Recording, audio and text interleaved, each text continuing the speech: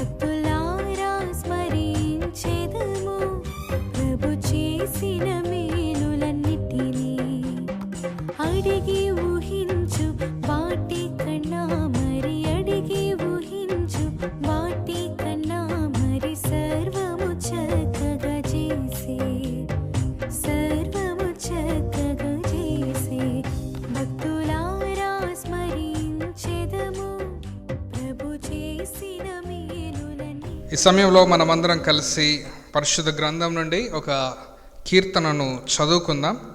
96వ కీర్తనను చదువుకుందాం ఉత్తర ప్రత్యుత్తర రీతిగా. దయచేసి మీరందరూ కూడా బైబిల్స్ తీసినట్లయితే మీరు కూడా నాతో పాటు కలిసి చదవాల్సిందిగా కోరుతూ ఉన్నాను. 96వ కీర్తన, Psalm 96. We will read it responsively. యెహోవా మీద క్రొత్త కీర్తన పాడుడి, సర్వభూజనులారా యెహోవా మీద పాడుడి.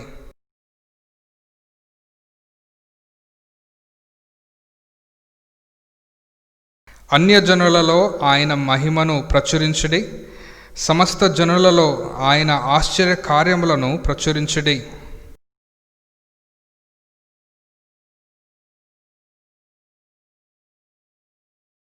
జనముల దేవతలందరూ వట్టి విగ్రహములే, యెహోవా ఆకాశ విశాలమును సృజించినవాడు.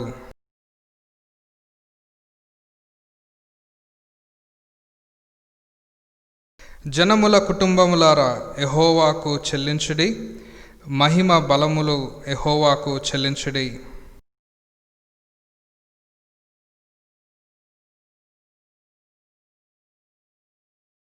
పరిశుద్ధాలంకరములు ధరించుకొని యెహోవాకు నమస్కారము చేయుడి, సర్వభూజనులారా ఆయన సన్నిధిని వణకుడి.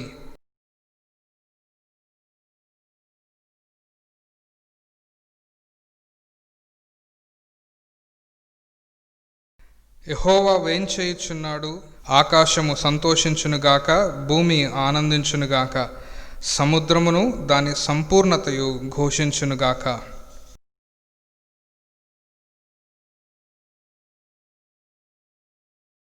భూజనులకు తీర్పు తీర్చుటకై యెహోవా వేంచేయుచున్నాడు. న్యాయమును బట్టి లోకమునకు, తన విశ్వాస్యతను బట్టి జనులకు ఆయన తీర్పు తీర్చును. దేవుడు ఈ వాక్యాన్ని దీవించి ఆశీర్వదించునుగాక. ఈ సమయంలో మరొక పాటను మీరు స్క్రీన్ మీద చూస్తూ ఉండగా కలిసి పాడవలసిందిగా, కలిసి దేవుని ఆరాధించవలసిందిగా కోరుతూ ఉన్నాను.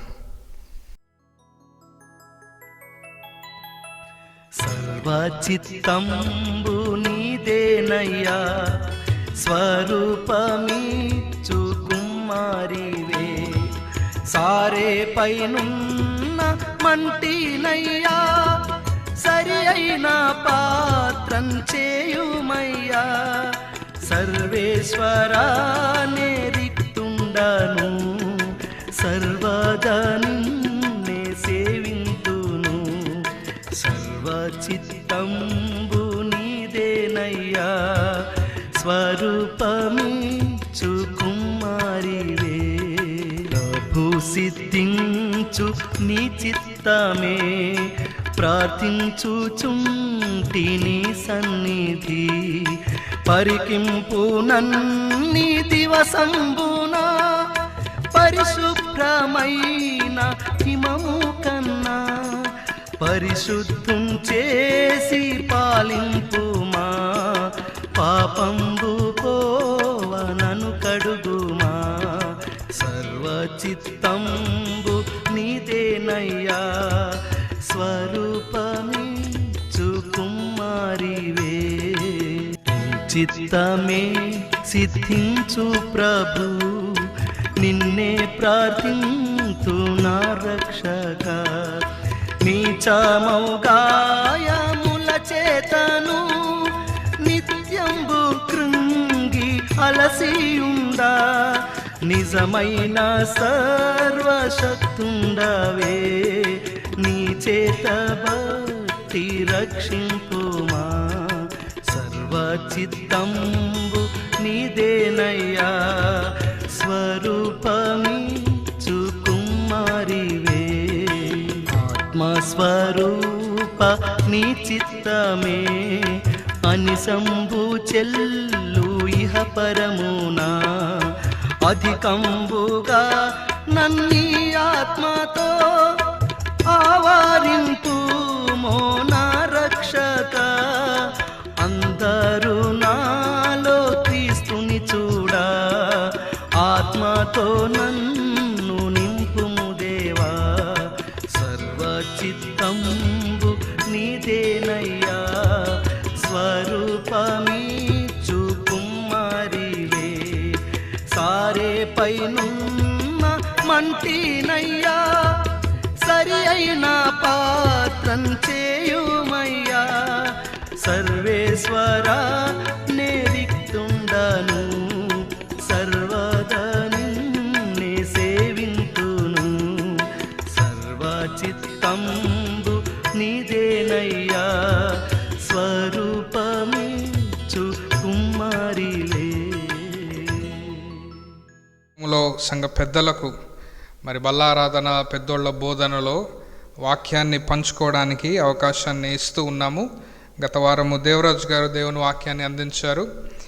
ఈ వారము జాన్ రాజు గారు దేవుని వాక్యాన్ని అందించవలసింది.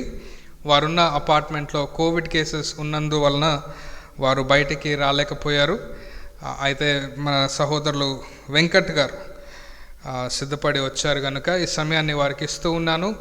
ఈ సమయంలో సహోదరులు వెంకట్ ముందుకు వచ్చి బల్లారాధనలో దేవుని వాక్యాన్ని పంచుకుంటూ మరి మనల్ందరినీ ప్రభు బల్ల కొరకు సిద్ధపరచవలసిందిగా ఈ సమయాన్ని వారికి ఇస్తూ ఉన్నాను. బ్రదర్ వెంకట్. ప్రభు అయిన యేసుక్రీస్తు నామంలో మీ అందరికీ వందనాలు తెలియజేసుకుంటున్నాను. ముఖ్యంగా మరి ఈ ప్రభు దినాన ప్రభు బలలో మాట్లాడుటకు నాకు ఇచ్చిన ఈ అవకాశాన్ని బట్టి మన మహాదేవునికి నేను కృతజ్ఞతాస్తుతులు చెల్లిస్తూ ఉన్నాను. దాంతోపాటు మన ప్రియమైన పాస్టర్ గారికి కూడా నా వందనాలు తెలియజేస్తూ ఉన్నాను. ప్రియమైన సంగమా, ప్రతి ప్రభు దినాన ప్రతి బల్లారాధన సమయంలో మనము దేవుని వాక్యం నుంచి చూసే ఒక ముఖ్యమైన వాక్య భాగాన్ని నేను చదవాలని మీకు వినిపించాలని నేను ఆశపడతా ఉన్నాను. 1 కొరింథీయులకు 11వ అధ్యాయం 23వ వచనం నుంచి చూద్దాం. నేను మీకు అప్పగించిన దానిని ప్రభువు వలన పొంది తిని, ప్రభువైన యేసు తాను అప్పగింపబడిన రాత్రి ఒక రొట్టెను ఎత్తుకొని కృతజ్ఞతాస్తుతులు చెల్లించి దానిని విరిచి, ఇది మీ కొరకైన నా శరీరము, నన్ను జ్ఞాపకము చేసుకున్నట్టుకై దీన్ని చేయుడని చెప్పాను. ఆ ప్రకారమే భోజనమైన పిమ్మట ఆయన పాత్రను ఎత్తుకొని, ఈ పాత్ర నా రక్తము వలనైన కృత నిబంధన, మీరు దీనిలో త్రాగినప్పుడెల్లా నన్ను జ్ఞాపకం చేసుకున్నట్టుకై దీన్ని చేయుడని చెప్పను. చిన్న ప్రార్థన చేసుకుందాం. మమ్మలను మిక్కిలిగా ప్రేమించే మా ప్రియమైన పరలోకపు తండ్రి, కృపాసత్య సంపూర్ణుడా, నీకు వందనాలు చెల్లించుకుంటున్నాం నా ప్రభువ. తండ్రి, ఇది నా సమయం కాదు నా ప్రభువ, నీ సమయం నా ప్రభువ. నిన్ను గూర్చిన విషయాలు జ్ఞాపకం చేసుకొని మమ్మల్ని మేము పరీక్షించుకునే సమయం నా ప్రభువ. దేవా, నువ్వు మా కొరకు చేసిన త్యాగమును జ్ఞాపకం చేసుకునే సమయం నా ప్రభువ. ప్రతి మనుష్యుడు నా ప్రభువ తండ్రి, ఈ పవిత్రమైన బల్ల దగ్గరకు వచ్చినప్పుడు నా ప్రభువ వారిని పరీక్షించుకొని నేను జ్ఞాపకం చేసుకునేలాగా చేయమని వేడుకొని ప్రార్థిస్తూ ఇచ్చిన ప్రార్థన యేసయ్య నామంలో వేడుకొని ప్రార్థిస్తున్నాం మా తండ్రి, ఆమెన్. ప్రియ సంగమ, ఒక్కసారి మీరు ఈ ప్రభు బలలో చేసే 2 కార్యక్రమాలని నేను మీకు జ్ఞాపకం చేసుకోవాలని ఆశపడతా ఉన్నాను. మొదటిది, దేవుడు ఏం చెప్పాడంటే, మనకు ప్రభు బలలో ఈ చిన్న రొట్టె ముక్కను తీసుకొని ద్రాక్ష రసమును తాగినప్పుడల్లా నన్ను జ్ఞాపకం చేసుకోమని చెప్పాడు. అయితే ఇప్పుడు ఉన్న పరిస్థితుల ప్రకారం ఈ లాక్డౌన్ పీరియడ్లో నిజానికి మనం సంఘానికి రావట్లేదు, సంఘంలో కూర్చొని ప్రభు బలలో చేయి వేయట్లేదు. ఈ ప్రభు బలలో మొదటి కార్యక్రమం ఇదైతే, యాక్చువల్గా దీనికంటే ముందు నిజానికి ఏం చేయాలో మనకు వివరించబడ్డది. ఒకసారి ఇదే అధ్యాయంలో 11వ అధ్యాయంలో 28వ వచనం గమనించండి. కాబట్టి ప్రతి మనుష్యుడు తన్ను తాను పరీక్షించుకొనవలెను, అలాగు చేసి ఈ రొట్టెని తిని ఆ పాత్రలోని త్రాగవలెను. ఈ చిన్న 10 నిమిషాల మెసేజ్లో యాజ్ ఎ ఇంట్రడక్షన్ నేను చెప్పాలనుకున్న విషయం ఏంటంటే, సంఘస్థులందరూ కూడా మీరు రొట్టె తీసుకోలేకపోవచ్చు, కానీ ఇంట్లోనే కూర్చొని మీరు చేయదగిన చిన్న పని ఏంటంటే మిమ్మల్ని మీరు పరీక్షించుకోవడం. నాకు ఒక్కసారి అనిపిస్తుంటుంది, ప్రతి వారం మనం పరీక్షించుకోవాలా అంటే, అవును, ప్రతి వారం పరీక్షించుకోవాలి. ఎందుకు అంటే మనము ఇంకా మనుషులుగానే ఉన్నాము, పాప స్వభావం మనలో ఉంది కాబట్టి మనం ప్రతి వారం పరీక్షించుకోవాలి. ఒకవేళ పరీక్షించుకోకుండా ప్రభు బలలో చేయి వేయడం అంటే ఏంటిదంటే, మనం రోజంతా పనిచేసి అన్నం తినేటప్పుడు చేతులు కడుక్కొని మాత్రమే మనం అన్నం తింటూ ఉంటాం. అలాగే ప్రభు బలలో చేయి వేయాలంటే ఫస్ట్ మన హృదయాన్ని కడుక్కోవాలి. మన హృదయాన్ని కడుక్కోకుండా ప్రభు బలలో చేయి వేయలేవు. సో సంగమా, ఇది గమనించండి. మీరు ప్రభు బలలో చేయి వేయకపోవచ్చు, కానీ మీరు చేయవలసిన పని ఏంటంటే డెఫినెట్లీ మిమ్మల్ని మీరు పరీక్షించుకోవాలి. అయితే ఈ చిన్న మెసేజ్ నేను ప్రిపేర్ అవుతున్నప్పుడు కొరింథీయులకు రాసిన ఈ భాగాన్ని నేను చదువుతూ ఉన్నప్పుడు నాకు అనిపించింది, ఇది జరిగిపోయిన సంఘటనను ఈ రైటర్ రాస్తా ఉన్నాడు. దేవుడు ఇట్లా చెప్పాడు, ప్రభు బలను ఇలా స్థాపించాడు సంఘంలో అని చెప్పేసి. నిజానికి జరిగినప్పుడు ఎలాగుందో ఒకసారి గమనిద్దాం. మీరందరూ కూడా నాతో పాటుగా మత్తయి సువార్త 26వ అధ్యాయంకి రావాలని కోరుకుంటున్నాను. ఈరోజు కేవలం 3 విషయాలు మీకు నేను చెప్పి ముగిస్తాను. కేవలం 3 విషయాలు. మొదటి విషయం గమనించండి, నేను వాక్యం నుంచి చదువుతున్నాను. 26వ అధ్యాయం 17వ వచనం. పులియని రొట్టెల పండుగలో మొదటి దినమందు శిష్యులు యేసునద్దకు వచ్చి, దీంట్లో అండర్లైన్ చేసుకోండి, పులియని రొట్టెలు. ఇంగ్లీష్లో ఏం రాసి ఉంటుందంటే బ్రెడ్ వితౌట్ ఈస్ట్ అని రాసి ఉంటుంది. చాలామందికి బ్రెడ్ వితౌట్ ఈస్ట్ అంటే పులి అని పదం వినేసి మేబీ పిండి పుల్లగా కాకుండా చేయడమే అనుకుంటారు. కానీ నిజానికి వాక్యానుసారంగా బైబిల్లో మెన్షన్ చేసిన పులియని రొట్టె విధానం ఏంటిది అంటే, అస్సలు సిసలైన పులియని రొట్టె ఏంటంటే పుల్కా లేకపోతే చపాతి. దేవుడు ప్రభు బలలో కేవలం ఈ చపాతీ లేకపోతే ఈ బ్రెడ్, ఈ రకమైన బ్రెడ్, మామూలుగా మనం బయట మార్కెట్లో చూసే బ్రెడ్ ఎట్లుందంటే పఫ్డ్ బ్రెడ్ లాగా ఉంటుంది. కానీ ఇంట్లో తయారు చేసుకునే మన రొట్టె ముక్క మాత్రం చపాతీ. ఆ ఆకారం మీకు ఎలా ఉంటుందో మీకు తెలుసు, నతికిపోయినట్టు ఉంటుంది. ప్రభు ఎందుకు దీన్నే ప్రభువుల్లో జ్ఞాపకం చేసుకోమని చెప్పాడంటే, మొదటి పాయింట్ నేను చెప్పాల్సి ఉంటుంది, సాత్వికము, యథార్థత. రొట్టె ముక్క దేనికి సూచిక క్రియంగా ఉందంటే సాత్వికము, యథార్థత. మీరు రొట్టెను ముట్టుకున్న ప్రతిసారి కూడా మీరు సాత్వికంగా మారిపోవాలని దేవుడు కోరుకుంటా ఉన్నాడు. నేను ఈ సమయంలో ఈ లాక్డౌన్ పీరియడ్లో గమనించిన ఎన్నో విషయాల్లో ఒక విషయం ఏంటంటే, చాలామంది వారికి ఉన్న తలాంతులను బట్టి, వారికి ఉన్న టాలెంట్ని బట్టి చాలా దారుణమైన పడిపోయిన స్థితిలోకి వారు వస్తూ ఉన్నారు. ఎందుకు ఈ మాట చెప్తా ఉన్నానంటే, మీరు లోకంలో చూస్తూ ఉన్నారు, ఫేమస్ ఫిలిం స్టార్స్, వాళ్ళకు డబ్బు, పరువు, ప్రతిష్ట అన్నీ ఉన్నప్పటికీ తగ్గించుకునే తత్వము లేక, ఒకవేళ వారి జీవితంలోనే ఏదైనా విషయంలో వారు ఓడిపోతే వారు ఆత్మహత్య చేసుకొని కూడా వెనకాడట్లేదు. దానికి కారణం ఏంటంటే సాత్వికం లేదు, వారు తగ్గించుకోవట్లేదు. ఒకవేళ జీవితంలో ఓడిపోయిన పరిస్థితి వస్తే దాన్ని ఒప్పుకునే పరిస్థితిలో వారు లేరు. అటువంటి పరిస్థితుల్లో క్రైస్తవులుగా, క్రీస్తుని నమ్మని వారుగా మనము ఉండొద్దని నేను కోరుకుంటున్నాను. రెండవది యథార్థత. సాత్వికమే కాదు, యథార్థత కూడా ఈ రొట్టె మనకు సూచిస్తూ ఉంది. ఎట్లాంటి యథార్థత దేవుడు కోరుకుంటున్నాడు అంటే కంప్లీట్ ట్రాన్స్పరెన్సీ. కొంతమంది ఉంటారు, మనసులో ఎన్నో విషయాలు ఉంటాయి, కానీ సంఘానికి లేకపోతే సంఘ సమయానికి లేకపోతే ఆరాధన సమయానికి వచ్చినప్పుడు ప్రార్థనలో వారు చిన్నప్పటి నుంచి నేర్చుకున్న కొన్ని పదాలు చెప్పేసి ఇంటికి వెళ్ళిపోతూ ఉంటారు. అట్లా ఉండద్దు. నిజానికి ఈ ఆరాధన సమయంలో ప్రభు వల్ల కేవలము క్రైస్తవులను ఉద్దేశించి క్రీస్తును నమ్మిన వారి కొరకు సిద్ధపరచబడ్డది. క్రీస్తును నమ్మిన వారికి సిద్ధపరచబడ్డది కాబట్టి దేవుడు కోరుకుంటున్న మొదటి విషయం ఏంటంటే మన నుంచి సాత్వికము, యథార్థత. రెండో విషయం గమనిద్దాం, మనుష్యుని సిద్ధపాటు, దేవుని సిద్ధపాటు. మనుష్యుని సిద్ధపాటు, దేవుని సిద్ధపాటు. ఇదే వచనం మళ్ళీ చదువుదాం. పులియని రొట్టెల పండుగలో మొదటి దినమందు శిష్యులు యేసునద్దకు వచ్చి, పస్కాను భుజించుటకు మేము నీ కొరకు ఎక్కడ సిద్ధపరచగోరుచున్నావని అడిగిరి. మీరు గమనించారా? ఈ పాస్ ఓవర్ ఫెస్టివల్, పస్కా పండుగ వచ్చినప్పుడు శిష్యులు ప్రభువు దగ్గరకు వచ్చి, దేవా మరి పస్కా పండుగ వచ్చింది కదా, దీన్ని ఎక్కడ సిద్ధపరచాలి అని మేము కోరుకుంటున్నామని అడిగారు. అంటే సిద్ధపాటు వారిలో మొదటగా ఉంది. మనం చాలా సందర్భాల్లో సోమవారం నుంచి శనివారం వరకు మన జీవితం జీవిస్తూ ఉంటాము. ఆదివారం కూడా అదొక వారంలో ఒక రోజులాగా గడిచిపోతూ ఉంటుంది. కానీ దేవుని విషయంలో దేవుడు మనకు చెప్తున్న విషయం ఏంటంటే, ప్రభు దినాన్ని మీరు సిద్ధపాటు లేకుండా రావద్దని దేవుడు కోరుకుంటున్నాడు. ప్రియా దేవుని సంగమా, నేను నా హృదయం నుంచి చెప్తున్నాను, మీరు కానీ శనివారం రాత్రే దేవుని కొరకు, దేవుని సంఘం కొరకు, దేవుడు సంఘంలో మాట్లాడే విషయాల కొరకు శనివారం రాత్రి ప్రార్థన చేసి లేకపోతే ఆదివారం ఉదయాన్నే ప్రార్థన చేసి మీరు ప్రభు బలలో వస్తే డెఫినెట్లీ దేవుడు మీతో మాట్లాడతానని నమ్ముతా ఉన్నాను. సిద్ధపాటు చేసుకోండి, మిమ్మల్ని మేము సిద్ధపరచుకొని దేవుని బల్ల వద్దకు రావాలని కోరుకుంటున్నాను.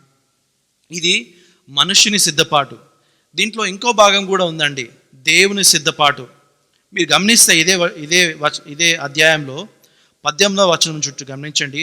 అందుకు ఆయన, మీరు పట్టణమందు ఫలాని మనుషుని వద్దకు వెళ్ళి, నా కాలము సమీపమై ఉన్నది, నా శిష్యులతో కూడా నీ ఇంట పస్కాను ఆచరించదనని బోధకుడు చెప్పుచున్నాడని అతనితో చెప్పుడనను.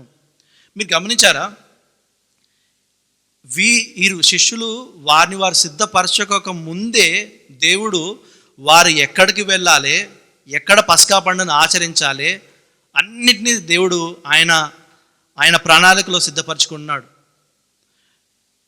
ఇది యాక్చువల్లీ ఇక్కడ వివరణ ఇంత చిన్నగా ఉంది కదా. ఒకసారి మీరు మార్కు సువార్తకి వెళ్ళండి. 14వ అధ్యాయంలో 13వ వచనం నుంచి ఇలాగ మెన్షన్ చేసింది. ఆయన, మీరు పట్టణంలోకి వెళ్ళుడి, అక్కడ నీళ్లకుండ మోయుచున్న ఒక మనుష్యుడు మీకు ఎదురుపడును, వాని వెంటబోయి వాడు ఎక్కడ ప్రవేశించునో ఆ ఇంటి యజమానిని చూచి, నేను నా శిష్యులతో కూడా పస్కాను భుజించుటకు నా విడిది గది ఎక్కడ అని బోధకుడు అడుగుచున్నాడని చెప్పుడి. అతడు సామాగ్రితో సిద్ధపరచబడిన గొప్ప మేడగది మీకు చూపించును. నాకు అనిపిస్తూ ఉంటుంది, వీరు కేవలము పస్కాను ఆచరించుటకు కొంచెమే సిద్ధపడి వచ్చారు. కానీ దేవుడు వీరు అడిగిన వెంటనే దేవుడు సిద్ధపరిచిన ప్రతి విషయాన్ని వారికి బోధించాడు. దేవుడు వాళ్ళకు ఒక పర్సన్ అరేంజ్ చేశాడు, ఒక గదిని అరేంజ్ చేశాడు. మీరు గమనిస్తే కేవలం గదిని అమర్చడమే కాకుండా దాంట్లో సామాగ్రిని కూడా దేవుడు సిద్ధపరిచి ఉంచాడంట. అంటే నేనేమనుకుంటున్నానంటే, దేవుడు ప్రతి మనుష్యునికి కూడా ఆయన క్షమాపణ సిద్ధపరిచి ఉంచాడు. మనుషుని బాధ్యత ఏంటంటే, ప్రతి ఒక్క మనుష్యుడు దేవుని ఎరిగిన ప్రతి వాడు దేవుని దగ్గరకు వచ్చి, దేవా నేను పాపిని అని ఒప్పుకొని ఆ సిద్ధపాటును దేవునికి కనపరిస్తే దేవుడు వాని కొరకు సిద్ధపరిచిన విషయాలన్నీ కూడా దేవుడు వానికి బయలుపరుస్తాడని నేను నమ్ముచున్నాను. ప్రియా సంగమా, మనుషుని సిద్ధపాటు దేవుని సిద్ధపాటు రెండు ఉండాలి. అప్పుడే మనకు దేవుడు విషయాలు అర్థమవుతాయి. నేను చాలా సందర్భాల్లో జ్ఞాపకం చేసుకుంటాను దేవుని సిద్ధపాటు ఎట్లా ఉంటుందని చెప్పేసి. మరి అందరికీ తెలుసు, ఈ లోకమంతా కూడా, ఈ సృష్టి అంతా కూడా దేవుడు 6 దినాలలో సృష్టించి ఇచ్చాడు మనకు. మీరు గమనించండి, ఈ కొండలు, ఈ సముద్రాలు, ఈ భూమి, ఈ లోకము, ఈ సృష్టి అంతా కూడా, ఈ ఆకాశము ఎంత అద్భుతంగా ఉందో. 6 దినాలలో దేవుడు సృష్టించిన ఈ అద్భుతం, ఈ భూమి, ఈ సృష్టి ఇంత అద్భుతంగా ఉంటే మీరు గమనించండి, దేవుడు పరలోకం వెళ్ళేటప్పుడు మనతో ఏం చెప్పాడంటే, మీరంతా లోకమంతా కూడా వెళ్ళి నాకు క్రీస్తుని శిష్యుడిగా చేయండి అని చెప్పాడు. దాంతోపాటుగా నేను మీ కొరకు స్థలాన్ని సిద్ధపాటు చేయడానికి వెళ్తున్నాను అని చెప్పాడు అనమాట. వెళ్ళిన ప్రభు ఇప్పటిదాకా రాలేదండి. 2000 సంవత్సరాల క్రితం వెళ్ళిన ప్రభు ఇప్పటిదాకా మనం తీసుకోవడానికి రాలేదు. అంటే నేనేమనుకుంటున్నానంటే, 2000 సంవత్సరాల పైచిలుకు సంవత్సరాల నుండి మన కొరకు దేవుడు ప్రభు పరలోకాన్ని సిద్ధపరుస్తూ ఉన్నాడు, మనకు స్థానాన్ని సిద్ధపరుస్తూ ఉన్నాడు. మీరు గమనించండి, 6 రోజులలో సిద్ధపరిచిన ఈ లోకమే, ఈ సృష్టి ఇంత అందంగా, ఇంత అద్భుతంగా, ఇంత ఆర్గనైజ్డ్గా ఉంటే ఆయన మన కొరకు సిద్ధపరుస్తున్న పరలోకం ఇంకా ఎంత అద్భుతంగా ఉంటుంది. ఏ మనుష్యుడు కూడా పరలోకాన్ని తన మాటల్లో వర్ణించలేడంట. మీకు ఇన్ఫ్యాక్ట్ ఒక నిజం చెప్పాలంటే, బైబిల్లో మొత్తం కూడా పరలోకం కంటే మరి నరకం గురించి ఎక్కువగా తెలియజేయబడ్డది. పరలోకాన్ని గురించి చెప్పాలంటే మాటలు సరిపోదు అనుకుంటా, అంత అద్భుతంగా ఉంటుందని నేను అనుకుంటా ఉన్నాను. దేవుని సిద్ధపాటు కొరకు మీరు రావాలని మనస్ఫూర్తిగా కోరుకుంటున్నాను. కానీ అంతకుముందు మీరు చేయాల్సిన పని మనుషుని సిద్ధపాటు అంటే మిమ్మల్ని మీరు పరీక్షించుకోవడం. చివరిగా ఒక చిన్న మాట చెప్పి ముగిస్తాను. 3వది, తెలిసిన సంగతులు గూఢమైన సంగతులు. ఒకసారి మార్క్స్ వార్తలో ఒక విషయం నేను గమనిద్దాం. 14వ అధ్యాయంలో 12వ వచనంలో శిష్యులు ప్రభువుతో ఇలా అంటున్నారు, పులియని రొట్టెల పండుగలో మొదటి దినమున వారు పస్కా పశువును వధించినప్పుడు దేవుణ్ణి, యేసుక్రీస్తు వారి దగ్గరకు వచ్చి, దేవా నీకు పస్కా పండుగ మనం ఎక్కడ సిద్ధపరచాలి అని అడగక ముందే వారు ఏం చేశారండి, పస్కా పశువును వారు వధించి సిద్ధపరిచి ఉంచారంట. నేనేమనుకుంటున్నానంటే, కొన్ని విషయాలు దేవుడు మనకు ఆల్రెడీ బైబిల్లో వివరించి చెప్పాడు. తెలిసిన సంగతులు చాలా సందర్భాల్లో మనం బైబిల్లో మనకు అర్థం కాని విషయాల గురించి బాధపడుతూ ఉంటాం. ఇది చేయవచ్చా, ఇది చేయరాదా, ఇది ఇట్లా చేయాలా, అట్లా యంగ్స్టర్స్తో నేను మాట్లాడుతుంటే చాలా సందర్భం ఏం చెప్తానంటే, వాళ్ళకు అర్థం కాని విషయాలు లేకపోతే లోతైన విషయాలు తీసుకొచ్చేసి దేవుడు ఇదెందుకు ఇట్లా చెప్పిండు, అదెందుకు అట్లా చెప్పిండు చెప్తా ఉంటాడు. నేనేమంటా అంటే, నాయన మనకు ఆల్రెడీ దేవుడు చిన్న విషయాలు చెప్పాడు. ఫర్ ఎగ్జాంపుల్ దేవుని 10 ఆజ్ఞలు, 10 కమాండ్మెంట్స్. ఫస్ట్ ఆఫ్ ఆల్ మనం 10 కమాండ్మెంట్స్ మనం పాటిస్తున్నామా? తెలిసిన సంగతులు మనం పాటిస్తున్నామా? తెలిసిన సంగతులు నువ్వు పాటిస్తే దేవుడు తెలియని సంగతులు నీకు తెలియజేస్తాడు. ఎట్లా తెలియజేస్తాడని అనుకుంటున్నానంటే, ఈ ప్రభువు బల దగ్గర 2 విషయాలు ముఖ్యంగా జరిగాయంటే, ఇద్దరి జీవితంలో వారి జీవితాన్నే మార్చేసే విషయాలు రెండు జరిగాయి. ఏంటి అంటే, ఒకటి, యూదా ఇస్కరియోతు దగ్గరికి దేవుడు వాడిని తెలుసు, వాడిని యేసుక్రీస్తు వారిని వాడు అప్పగిస్తున్న విషయం వారికి తెలుసు. అయినప్పటికీ వాని లోపల దాచి ఉంచుకొని ఏమీ తెలియనట్టుగా అందరితో పాటుగా ఈ బలలో పాల్గొంటా ఉన్నాడు. మీరు గమనించండి, దేవుడు వాని దగ్గరకు వచ్చి చెప్పాడు, నానా నువ్వు నన్ను ఇవాళ అప్పగిస్తున్నావు అని చెప్పేసి. కేవలం యూదా ఇస్కరియోతునే కాదు, మరియు పేతురుతో కూడా దేవుడు చెప్పాడు, పేతురు ఈ కార్యక్రమం అయిపోయిన తర్వాత నన్ను పట్టుకొని వెళ్ళిన తర్వాత 3 సార్లు నేనెవరో నీకు తెలియదని నువ్వు చెప్తావని పేతురుతో కూడా చెప్పాడు. ఇది పేతురు కూడా తెలియని విషయం. మీరు గమనించారా? పేతురు కూడా అప్పటికి తెలియదు యేసుక్రీస్తు వారిని పట్టుకున్న తర్వాత ఆయన అట్లా చెప్తాడనే విషయం కూడా పేతురుకు తెలియదు. కానీ దేవుడు తెలియజేశాడు. ఇక్కడ తెలిసిన సంగతులు ఏంటంటే, బైబిల్లో మనకు ఆల్రెడీ వివరించిన విషయాల్ని మనం పాటిద్దాం. తెలియని సంగతుల గురించి ప్రార్థన చేద్దాం. ప్రార్థన చేస్తే, మనల్ని మనం పరీక్షించుకొని దేవుని ప్రభు బల దగ్గరకు వచ్చి ప్రార్థనలో వేడుకుంటే తెలియని సంగతులు, మనలోని వీక్నెస్ గురించి దేవుడు మనకు తెలియపరుస్తాడు. పేతురుకు తెలియపరిచినట్టు, యూదా ఇస్కరియోతుకు తెలియపరిచినట్టు దేవుడు మనకు తెలియజేస్తాడు. యూదా, నీలో ఈ పాపం ఉంది, తెలుసుకో, ఆ పాపాన్ని ఒప్పుకో. పేతురు, ఈ పాపం నువ్వు చేయబోతున్నావు, నువ్వు పాపాన్ని ఒప్పుకో అని చెప్పి. అయితే అటువంటి సందర్భం ఇది. ఒకవేళ మీరు కానీ త్రికరణ శుద్ధిగా దేవుని బల్లలో చేయవేయాలనుకుంటే మిమ్మల్ని మీరు పరీక్షించుకొని దేవుని బల్లలో చేయవేయండి. అప్పుడు మీలో ఏ లోపం ఉందో, ఏ పాపము చేయబోతున్నారో దేవుడు మీతో తెలియజేస్తాడు. మీరు సిద్ధంగా ఉండండి. మనం ఇంకా మనుషులుగా ఉన్నాం. వారం తర్వాత వారం మనం బలలో పాల్గొంటూ ఉంటాం. ప్రియా సంగమా, గమనించండి, ప్రార్థన చేయండి, సిద్ధపాటు చేసుకోండి. దేవుని బల దగ్గరకు వచ్చేటప్పుడు ఏదో ఒక మూవీ థియేటర్కి వెళ్ళినట్టో కానీ, లేకపోతే ఏదో చిన్న ఫంక్షన్కి వెళ్ళినట్టో చేయకండి. మిమ్మల్ని మీరు సిద్ధపరచుకోండి. ప్రభు బల దగ్గరకు వచ్చేటప్పుడు మిమ్మల్ని మీరు సిద్ధపరచుకొని పాపాలు ఒప్పుకొని ప్రభు బలలో చేయండి. ఇప్పుడు ఉన్న పరిస్థితుల్లో మన నిజానికి రొట్టెముక్క ద్రాక్షారసం తీసుకోకపోవచ్చు, కానీ ఆయన శరీరాన్ని జ్ఞాపకం చేసుకోవచ్చు. ఆయన మన కొరకు చిందించిన రక్తాన్ని జ్ఞాపకం చేసుకోవచ్చు. గమనించండి ప్రియ సంగమా, ఈ 3 విషయాలు మీరు ఒకసారి గమనించాలి. ఈ రొట్టెముక్క సాత్వికము, యథార్థకు సూచికగా ఉంది. మనుషుని సిద్ధపాటు, దేవుని సిద్ధపాటు. మనం సిద్ధపడాలి దేవుడు సిద్ధపరిచిన విషయాల కొరకు. చివరిగా తెలిసిన సంగతులు, గూఢమైన సంగతులు. నీకు కూడా తెలియని గూఢమైన సంగతులు దేవుడు నీకు చెప్పడానికి సిద్ధంగా ఉన్నాడు. కానీ అంతకుముందు నువ్వు సిద్ధపరచుకోవాలి. మీరందరూ ఈ విషయాలు గమనిస్తారని మనస్ఫూర్తిగా కోరుకుంటున్నాను. కేవలం మీకు చెప్తున్నాను కాదు, నేను ఇవన్నీ చేయడానికి చెప్పట్లేదు. మీతో పాటుగా నన్ను నేను పరీక్షించుకుంటూ ఈ రొట్టెముక్కలో, ఈ ద్రాక్షరసంలో, ఈ బలలో పాల్గొంటానని నేను ఆశపడతా ఉన్నాను. చిన్న ప్రార్థన చేసుకొని ముగిద్దాం. మమ్మల్ని మిక్కిలిగా ప్రేమించి మా ప్రియమైన పరలోకపు తండ్రి, నీకు వందనాలు చెల్లించుకుంటున్నాం నా ప్రభువా. ఈ 3 విషయాలు మా జ్ఞాపకం చేసినందుకు నీకు వందనాలు చెల్లించుకుంటున్నాం నా ప్రభువా. దేవా, నిజంగా నా ప్రభువా, మమ్మల్ని మేము సాత్వికంగా చేసుకొని నా ప్రభువా, మా టాలెంట్ల పైన, మాకున్న జ్ఞాపక శక్తి పైన, మాకున్న గొప్ప జ్ఞానం పైన మేము ఆధారపడకుండా తండ్రి మమ్మల్ని తగ్గించుకొని నీ బల దగ్గరకు వచ్చేటకు మాకు సాయం దయచేయమని వేడుకొని ప్రార్థిస్తూ ఉన్నాం నా ప్రభువా. యేసయ్య, మా సిద్ధపాటుతో వచ్చేటకు మాకు సాయం దయచేయమని వేడుకొని ప్రార్థిస్తున్నాం. ఒకవేళ ఈ వారం ఎవరైనా సిద్ధపాటు లేకుండా వస్తే వారిని క్షమించు, కానీ వచ్చే వారం సిద్ధపాటుతో వచ్చేటకు సాయం దయచేయమని వేడుకొని ప్రార్థిస్తూ ఉన్నాను తండ్రి. అంతేకాకుండా చివరిగా నా ప్రభువా యేసయ్య, దేవా, మాకు కూడా మా జీవితానికి సంబంధించిన విషయాలు, ఎన్నో విషయాలు తెలియదు, కానీ తెలియపరచుటకు నువ్వు సిద్ధంగా ఉన్నావు నేను నమ్ముచున్నాం నా ప్రభువా. యేసయ్య, మరి యూదా ఇస్కరియోతు రెస్పాన్స్లా కాకుండా తండ్రి పేతురు వలె మమ్మల్ని మేము తగ్గించుకొని మా పాపాలు ఒప్పుకొని నా ప్రభువా, మమ్మల్ని మేము మార్చుకొని నా ప్రభువా, నీ రాకడ మేము సిద్ధపడుటకు మాకు సాయం దయచేయమని నీ ప్రియకుమారుడు మా రక్షకుడు ప్రభు అయిన యేసుక్రీస్తు నామంలో వేడుకొని ప్రార్థిస్తున్నాం మా తండ్రి. ఆమెన్.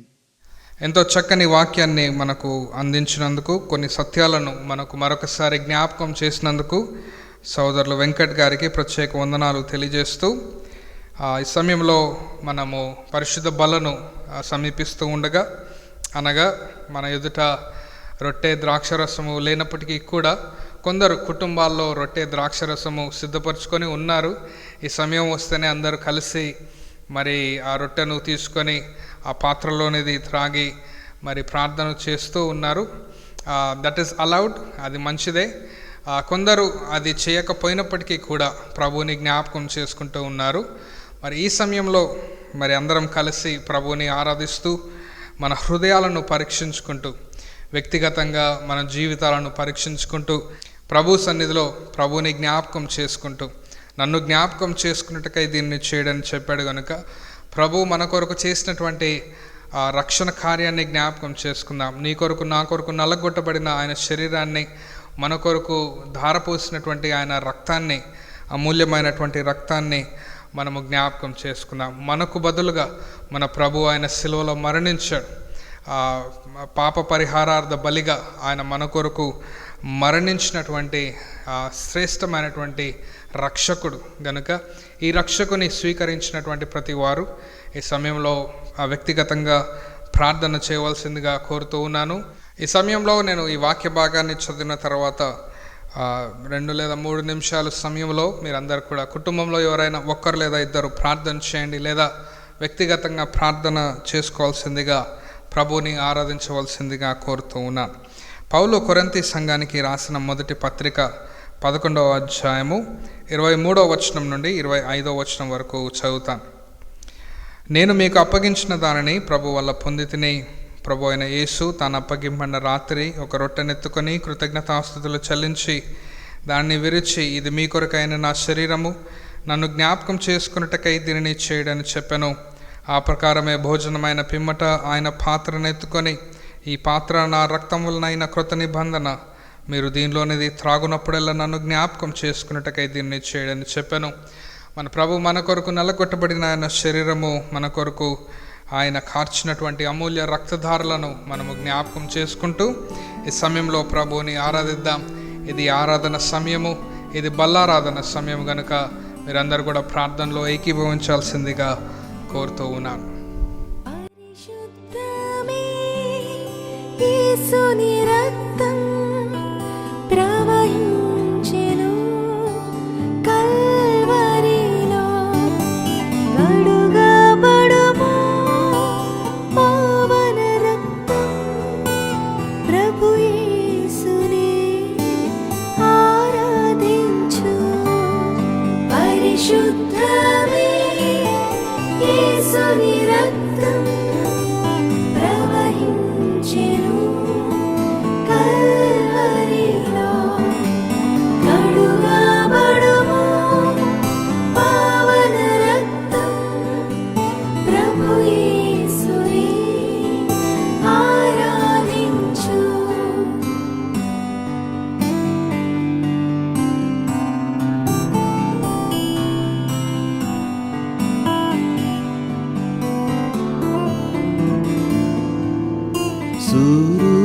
స్వరూపమైనను సొగసైనను లేదు, తృణీకరింపబడెను.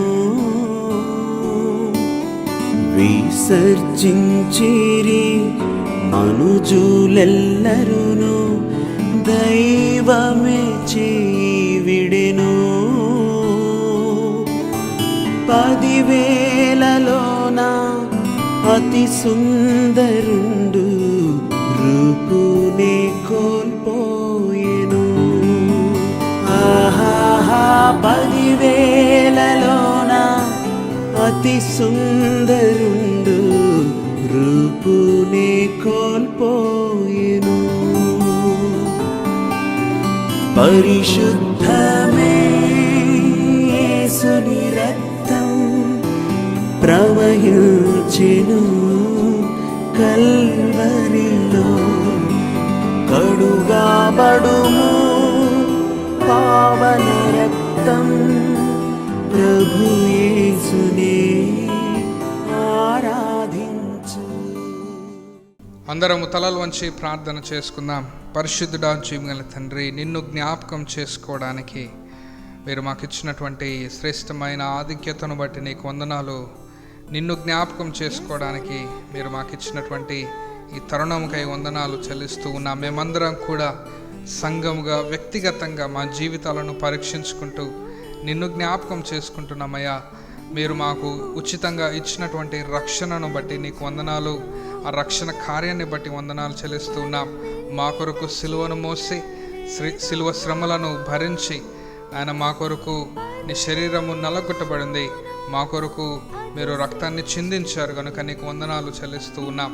నీ మరణము ద్వారా నాయన పాప పరిహారార్థ బలిగా మీరు మా కొరకు మాకు బదులుగా మరణించినారు కనుక మీ యందు విశ్వాసం ఉంచినటువంటి మాకు నిరీక్షణ, నీ యందు విశ్వాసం ఉంచినటువంటి మాకు నిత్య జీవము, రక్షణను మీరు మాకు క్రీస్తుయేసులో అనుగ్రహిస్తున్నందుకు నీకు వందనాలు చెల్లిస్తూ మరొకసారి మేము పొందుకున్నటువంటి ఈ రక్షణను మేము భయముతోనూ వణుకుతోనూ ప్రభువా మా రక్షణను కొనసాగించుటకు సహాయం దయచేయమని ప్రార్థిస్తూ మరొకసారి ఈ ఆరాధన కార్యక్రమంలో పాల్గొన్నటువంటి ప్రియ విముక్తి బాప్టిస్ట్ సంఘ బిడ్డలందరినీ బట్టి నీకే వందనాలు చెల్లిస్తూ ప్రతి వారిని మీరు దీవించి ఆశీర్వదించి బలపరిచి విశ్వాసంలో బలపరచండి నాయన, మరి ఆత్మీయంగా బలపరచండి, శారీరకంగా బలపరచండి, కుటుంబాన్ని బలపరచమని ప్రార్థిస్తూ మమ్మల్ని మేము మీ చేతులకు సమర్పిస్తూ యేసయ్య పరిశుద్ధ నామమున ప్రార్థించి కృతజ్ఞతాస్తుతులు చెల్లించి వేడుకుంటున్నాం తండ్రి, ఆమెన్.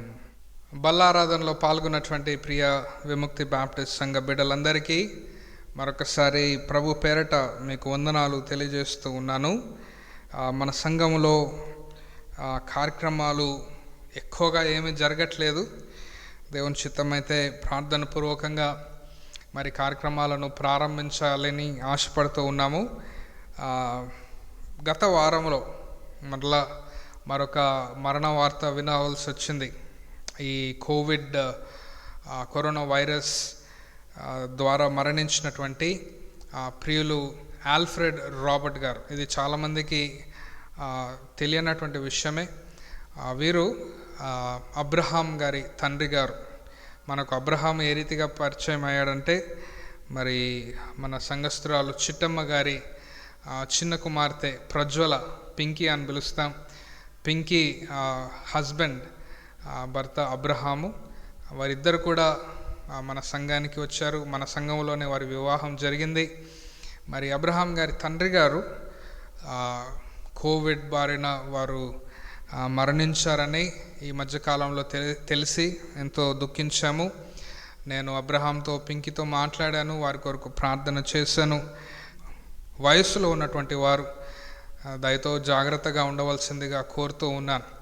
కనుక ఈ కోవిడ్ పరిస్థితుల్లో తగిన జాగ్రత్తలు అందరూ కూడా తీసుకోవాల్సిందిగా ప్రభు పేరిట కోరుతూ ఉన్నాను. చాలామంది అడుగుతున్నటువంటి ప్రశ్న ఏంటంటే, పాస్టర్ గారు చర్చెస్ చాలా మటుకు అందరూ ఓపెన్ చేశారు, మరి విముక్తి బాప్టిస్ట్ చర్చ్ ఎప్పుడు ఓపెన్ చేస్తారు అని అడుగుతూ ఉన్నారు. మరి ఇది సంఘ పెద్దలతో మరి మాట్లాడి తీర్మానం తీసుకోవాలి. కనుక మీరందరూ కూడా ప్రార్థన చేయండి. పరిస్థితులు సరి అయిన తర్వాత దేవుని చిత్తం అయితే నేనేమనుకున్నానంటే, నవంబర్లో మనకు హార్వెస్ట్ ఫెస్టివల్ ప్రారంభం అవుతుంది కనుక నవంబర్ నుండి ప్రారంభించాలని నేను ఆశపడుతూ ఉన్నాను. కొందరైతే నవంబర్ కూడా వద్దు పాస్టర్ గారు, డిసెంబర్ కూడా వదిలేసి జనవరి నుండి ప్రారంభిద్దాము అని కొందరు సలహాలు ఇస్తూ ఉన్నారు. ఏది ఏమైనప్పటికీ కూడా మరి మన సంఘంలో, ఈ ఆలయంలో మనమందరం కూడా కలిసి ఎన్నో నెలలు అవుతుంది కదా, అందరం కలిసి సహవాసంలో పాల్గొనడంలో, అందరూ కలిసి పాటలు పాడి ప్రభువుని ఆరాధించే విషయంలో కూడా ఏదో కొదువుగానే ఉన్నది. కనుక దేవుని చిత్తం అయితే త్వరలో దేవుడు ఏ రీతిగా నడిపిస్తాడో చూస్తూ మరి ప్రార్థన పూర్వకంగా సంఘ ఆలయ తలుపులు తెరచి మరలా అందరినీ ఆహ్వానించాలని నేనైతే ఎంతగానో వీక్షిస్తూ ఉన్నాను, ఎదురు చూస్తూ ఉన్నాను. మీరు కూడా సంఘానికి రావాలని చాలామంది ఆశతో చూస్తూ ఉన్నారు. కనుక దేవుని చిత్తం అయితే త్వరలోనే మన సంఘంలో, మన ఆలయంలో, విముక్తి బాప్టిస్ట్ చర్చ్లో కలిసి ఆరాధిద్దాం. బర్త్డేస్, వెడ్డింగ్ యానివర్సరీస్ జరుపుకున్నటువంటి ప్రియ బిడ్డలను జ్ఞాపకం చేసుకుంటూ దేవుడు వారిని దీవించాలని, ఆశీర్వదించాలని వారి కొరకు ప్రార్థన చేస్తూ ఉన్నాం. దేవుని చిత్తమైతే మరొక బైబిల్ స్టడీ, జూమ్ బైబిల్ స్టడీని ప్రారంభించాలని మరి ఆలోచనలో ఉన్నాము. ప్రార్థన చేయండి. అంతేకాకుండా ఈ మధ్యకాలంలో వాతావరణము మరి ప్రతిరోజు వర్షం పడడం, బయటికి వెళ్ళలేనటువంటి పరిస్థితి. అంతేకాకుండా ఈ వర్షాలకు మరి వెదర్ చేంజ్కి చాలామంది అనారోగ్యానికి గురవుతూ ఉన్నారు. జ్వరం రావడము, జలుబు చేయడము, గొంతు నొప్పి. దయచేసి ఇటువంటి సిమ్టమ్స్ ఉంటే మరి తగిన జాగ్రత్తలు, తగిన ట్రీట్మెంట్ తీసుకోవాల్సిందిగా కోరుతూ ఉన్నాను. ఒకవేళ మనము చర్చ్ ప్రారంభించినట్లయితే మరి చర్చ్ అంతా కూడా శానిటైజ్ చేయాలి. బెంచెస్, చైర్స్, ఫ్లోర్స్ మనము ముట్టుకునేటువంటి ఇవన్నీ కూడా శానిటైజ్ చేయాలి. కనుక ఇది ముందుగానే గ్రహించి మన సంఘస్థులు, ప్రియ సహోదరుడు అరుణ్ మరి చర్చ్ కొరకు ఒక శానిటైజర్ మిషన్ని ఒకటి బహుకరించారు. వారికి ప్రత్యేక వందనాలు. ఎప్పుడో బహుకరించారు, అది మనము ఎక్కువగా వాడలేదు. దేవుని చిత్తం అయితే ఒకవేళ మరలా త్వరలోనే చర్చ్ ఓపెన్ అవుతే మరి దాన్ని యూజ్ చేస్తాము. దయచేసి గమనించండి. సంఘం కొరకు ఎంతోమంది ధారాళంగా సంఘ అవసరతలను తెలుసుకొని వారు బహుమానాలు ఇస్తూ ఉన్నారు, కానుకలు పంపిస్తూ ఉన్నారు. వారందరికీ ప్రత్యేక వందనాలు తెలియజేస్తూ ఉన్నాం. దుఃఖసాగరంలో ఉన్నటువంటి ప్రియ కుటుంబ సభ్యుల కొరకు మరొకసారి ప్రార్థన చేయవలసిందిగా కోరుతూ ఉన్నాను. బాబు ప్రసాద్ గారి కుటుంబం కొరకు, అలాగే తాతపూడి డానియల్ గారి కుటుంబం కొరకు, అంతేకాకుండా ఆల్ఫ్రెడ్ రాబర్ట్ అబ్రహాం గారి తండ్రి వారి కుటుంబం కొరకు మనమందరం కూడా ఆదరణ నిమిత్తమై ప్రార్థన చేయవలసిందిగా కోరుతూ ఉన్నాం. ఈ సమయంలో మనము దేవుని వాక్యాన్ని మనము ధ్యానం చేద్దాం. మనందరికీ తెలిసినట్టుగా మరి సామెతల మీద మనము సిరీస్ చేస్తూ ఉన్నాము. ఈ మధ్యకాలంలో నేను కొందరితో మాట్లాడుతూ ఉన్నాను. కొందరు ప్రావర్బ్స్ చదవడం ప్రారంభించారు. అందుని బట్టి నేను చాలా సంతోషించాను. మరి 31 అధ్యాయాలు ఉన్నాయి కనుక 31 సండేస్లో ముగిస్తానేమో అని కొందరు ఎదురు చూస్తూ ఉన్నారు. నేనేమో చాలా డీటెయిల్డ్గా వెళ్ళిపోతూ ఉన్నాను. దేవుని చిత్తం అయితే మరి త్వరగానే ముగించడానికి ప్రయత్నం చేద్దాం. ఎన్ని వారాలు పడుతుందో, ఎన్ని నెలలు పడతాయో, ఎన్ని సంవత్సరాలే పట్టవచ్చు, కానీ ఈ సామెతల్లో ఉన్నటువంటి మరి ఈ సిరీస్ని మనము కంటిన్యూ చేద్దాం. దేవుడు ఎంతవరకు నడిపిస్తే అంతవరకు we will continue to meditate on Proverbs and we will continue to have the series on Proverbs. సామెతలను ధ్యానము చేయకముందు దయచేసి మీరందరూ కూడా మీ బైబిల్స్ తెరచి 1వ అధ్యాయము తీసి పెట్టాల్సిందిగా కోరుతూ ఉన్నాను. Please make sure you have your notes, you have your pen, you have your Bible with you so that God would speak to us. దేవుడు మనతో మాట్లాడతాడు కనుక జాగ్రత్తగా దేవుని వాక్యాన్ని మనము పరిశీలించి ధ్యానము చేద్దాం. దేవుడు మనతో ఈరోజు మాట్లాడునట్లు మనం దేవుని వైపుకు చూస్తూ ప్రార్థన చేద్దాం. వాక్యమై ఉన్న దేవా, నీ వైపుకు చూస్తూ ప్రతి ఆదివారము మీరు మాతో మాట్లాడుతూ ఉన్నారు. మీ స్వరాన్ని వినగలుగుటకు మీరు సహాయం చేస్తున్నారు. నీకు వందనాలు చెల్లిస్తూ మరొకసారి తండ్రి, మా హృదయాలతో మీరు మాట్లాడండి, మమ్మలను సరిచేయండి నాయన.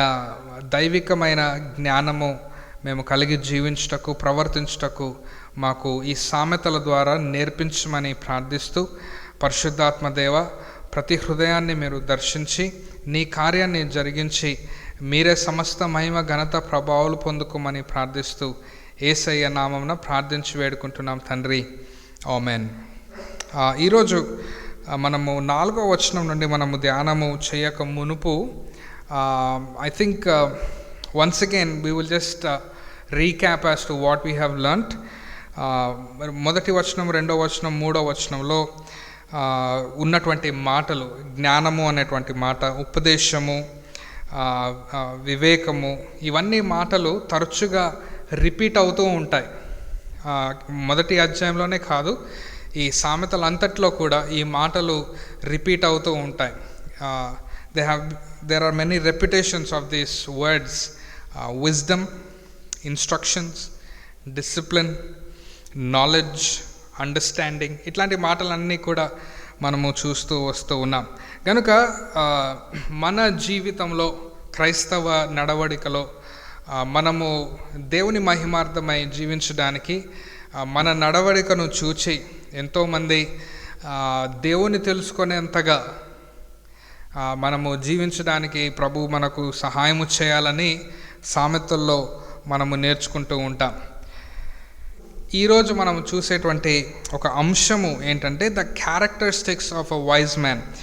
మొదటి వచనం నుండి 9 వచనాలు ఈరోజు మనము అవుట్లైన్గా చూద్దాము. అందులో ఉన్నటువంటి అంశము, ఆ అంశంలో మనం ఏమి నేర్చుకోగలుగుతాం, ఒక 5 విషయాలు. ఆ అంశం ఏంటంటే జ్ఞానవంతుడు లేదా జ్ఞానము కలిగినటువంటి వారికి ఉన్నటువంటి లక్షణాలు, the characteristics of a wise man. మీకు గమనించండి, ప్రావర్బ్స్ అంటే చెప్పాను ఇది వరకు నేను. ప్రావర్బ్స్ అంటే చిన్న చిన్న వాక్యాలు, టు కంపారిజన్, పోల్చడము. జ్ఞానం కలిగినటువంటి వారు ఏ రీతిగా జీవిస్తారు, జ్ఞానము లేనటువంటి వారు, బుద్ధిహీనులు ఏ రీతిగా జీవిస్తారో వారి జీవితాలను పోలుస్తూ రాయబడినటువంటి సామెతలు. కనుక ఈరోజు మనం చూస్తున్నటువంటి ఒక అంశం ఏంటంటే, the theme is the characteristics of a wise man. The characteristics of a wise man. జ్ఞానము కలిగినటువంటి వారికి ఉన్నటువంటి లక్షణాలు కొన్ని చూద్దాం. 4వ వచనాన్ని నుండి మనము చదువుదాము. జ్ఞానము లేని వారికి బుద్ధి కలిగించుటకును, యవనులకు తెలివియు వివేచనమును పుట్టించుటకు తగిన సామెతలు. పైన 2 వచనాల్లో ద పర్పస్, ఈ సామెతలకు ఉన్నటువంటి పర్పస్ని, ఉద్దేశాన్ని చూసాం. జ్ఞానము, ఉపదేశము అభ్యసించుటకు, వివేక సల్లాపములను గ్రహించుటకు, నీతి న్యాయ యథార్థతలను అనుసరించి బుద్ధి కుశలతనిచ్చు ఉపదేశమునందుటకు. Is to live a disciplined life ఈ సామెతలు ఉపయోగపడతాయని రాస్తూ ఉన్నాడు. అయితే ఈ 4వ వచనం నుండి 9వ వచనం వరకు మనం ధ్యానం చేస్తూ ఉండగా, the characteristics of a wise man, జ్ఞానము కలిగినటువంటి వారికి ఉండవలసినటువంటి లక్షణాలు కొన్ని చూద్దాం. ఆ లక్షణాలు మనకు ఉన్నాయా లేవా అనేటువంటిది మనము పరీక్షించుకోవాలి. సో ఇది కేవలము నేను ఒక గ్రూప్ ఆఫ్ పీపుల్ని లేదా కొందరిని టార్గెట్ చేసి నేను వాక్యం చెప్తున్నానని కాదు, కేవలము యవనస్తులను టార్గెట్ చేసి వాక్యం చెప్తున్నానని కూడా కాదు. ఇక్కడ చూడండి, 4వ వచనంలో యవనులకు అని ఉన్నప్పటికీ 5వ వచనంలో జ్ఞానము గలవాడు విని పాండిత్యమును వృద్ధి చేసుకొనును. అంటే జ్ఞానము కలిగినటువంటి వారు లేదా పాండిత్యము లేదా బాగా చదువుకున్నటువంటి వారు, not only just young people but all age groups, we all would learn together. నాకు మా కుటుంబానికి కూడా ఎంతైనా అవసరమైనటువంటి సామెతలు. కనుక ఈరోజు 4వ వచనం నుండి మనము ధ్యానం చేస్తూ ఉండగా మనము కొన్ని లక్షణాలు, మన జీవితంలో ఉండవలసినటువంటి లక్షణాలు, ఒకవేళ లేకపోతే ప్రభు వైపుకు చూస్తూ మనము అడుగుదాం. మన దేవుడు ధారాళంగా ఇచ్చే దేవుడు కనుక జ్ఞానమును మనకు అనుగ్రహించే దేవుడని జ్ఞాపకం చేస్తూ ఉన్నాం. జ్ఞానము లేని వారికి, 4వ వచనం, జ్ఞానము లేని వారికి బుద్ధి కలిగించుటకు. మొట్టమొదటిగా ఉండవలసినటువంటి లక్షణం ఏంటంటే, every wise man, if you think you are a wise man, అంటే ఆత్మీయంగా దైవికమైనటువంటి జ్ఞానము నాకు ఉంది అని ఒకవేళ మీరు అనుకుంటే, మీకు ఉండవలసినటువంటి మొట్టమొదటి లక్షణం ఏంటంటే క్రీస్తుతో సహవాసము, క్రీస్తుతో సంబంధము. A wise man needs to have a relationship with Christ who is wisdom. క్రీస్తే జ్ఞానము గనుక ఈ క్రీస్తుని కలిగినటువంటి జీవితము, ఈ క్రీస్తుతో సంబంధము కలిగినటువంటి జీవితం, సహవాసము, ఈ క్రీస్తుతో నడిచేటువంటి అనుభవము, ఈ క్రీస్తుపై ఆధారపడినటువంటి జీవితము, a life that is completely dependent on Christ, a life that has a relationship, beautiful relationship with Jesus Christ.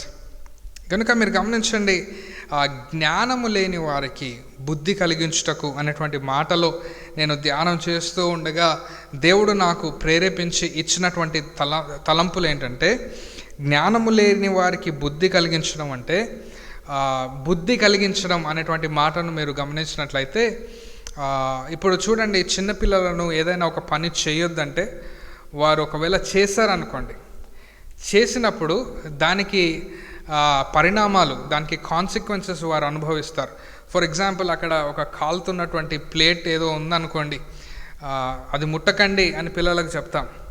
అయితే మనం చూడనప్పుడు పిల్లలు వెళ్ళి ఆ వేడిది ముట్టుతారు, చేయి కాలుతుంది.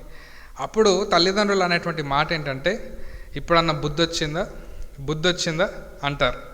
అంటే ఏదైనా తప్పిదము చేసిన తర్వాత దానికి వచ్చేటువంటి పరిణామాలు, దాని కాన్సిక్వెన్సెస్ ఫేస్ చేసేటప్పుడు పెద్దవారు లేదా తల్లిదండ్రులు మనకు బోధించినటువంటి వారు ఇప్పటికైనా బుద్ధి తెచ్చుకో, బుద్ధి వచ్చిందా అంటారు. బుద్ధి కలుగ చేసేటువంటి ఈ సామెతలు జ్ఞానము లేనటువంటి వారికి, అంటే జ్ఞానము లేనటువంటి వారు ఎవరంటే స్వబుద్ధి మీద ఆధారపడినటువంటి వారు, దేవుని మీద ఆధారపడినటువంటి వారు కాదు, స్వబుద్ధి మీద ఆధారపడినటువంటి వారు, సొంత ఆలోచనల మీద ఆధారపడినటువంటి వారు, సొంత ప్లాన్స్ వేసుకునేటువంటి వారు, నేను సొంతంగా నేను చేసుకుంటాను అని సొంత ఆలోచనలతో స్వబుద్ధితో వారి జీవితాలను నాశనం చేసుకున్నటువంటి చాలామందిని మనం చూస్తూ ఉంటాం. అది యవనస్తులే కాదు, పెద్దవారు కూడా ఉండవచ్చు. ఇప్పటికీ కూడా పెద్దవారు కొంతమంది నా జీవితంలో ఇంత ఘోరం జరిగింది, నా జీవితం ఇట్లా నాశనం అయిపోయింది, యవనస్తులైతే చేయకూడనవి చేసి ఆ తర్వాత బాధపడుతూ ఉంటారు, అయ్యో నేను ఎందుకు ఇది చేశానని. You see, before you fall into such kind of traps, Proverbs will help you to walk wisely. సామెతలు మనకు బుద్ధిని కలుగజేస్తుంది. ఒక క్లాసిక్ ఎగ్జాంపుల్ మనం గమనించినట్లయితే parable of the lost son, తప్పిపోయిన కుమారుని మనం జ్ఞాపకం చేసుకుందామా. ఆయన తండ్రి బ్రతికి ఉన్నప్పుడే తండ్రితో సంబంధాన్ని తెంచేసుకొని తండ్రి ఆస్తిలో వాటాను అడిగాడు. యూజువల్గా తండ్రి చనిపోయిన తర్వాత వాటా తీసుకుంటారు, ఆ ఆస్తిలో భాగాన్ని తీసుకుంటారు. తండ్రి బ్రతికి ఉన్నప్పుడే ఆ ఆస్తిలో భాగాన్ని తీసుకొని వాని జ్ఞానము చొప్పున వాడు తన జీవితాన్ని కొనసాగించాడు. వాడి వ్యాపారంలో నష్టపోయాడు, వారి స్నేహితుల మధ్య నష్టపోయాడు, వ్యభిచారం చేశాడు, అనేక దరిద్రమైనటువంటి పనులు చేసి ఆ చివరికి ఎక్కడికి వచ్చాడు, పని లేక పందులను మేపే పని ఇచ్చినప్పుడు పందుల పొట్టు తిందామా వద్దా అనేటువంటి ఆలోచన ఆయనకు వచ్చినప్పుడు అప్పుడు వానికి బుద్ధి వచ్చింది. వానికి బుద్ధి వచ్చిన తర్వాత అని రాయబడి ఉంది లూకాసు వార్త 15వ అధ్యాయంలో. When he came to his senses, వానికి బుద్ధి వచ్చిన తర్వాత ఏమీ ఆలోచన చేశాడు, మరలా ఎక్కడికి వెళ్ళాలనే ఆలోచన వచ్చింది వానికి. మరలా నా తండ్రి దగ్గరికి నేను వెళ్తాను, I will go back to my father.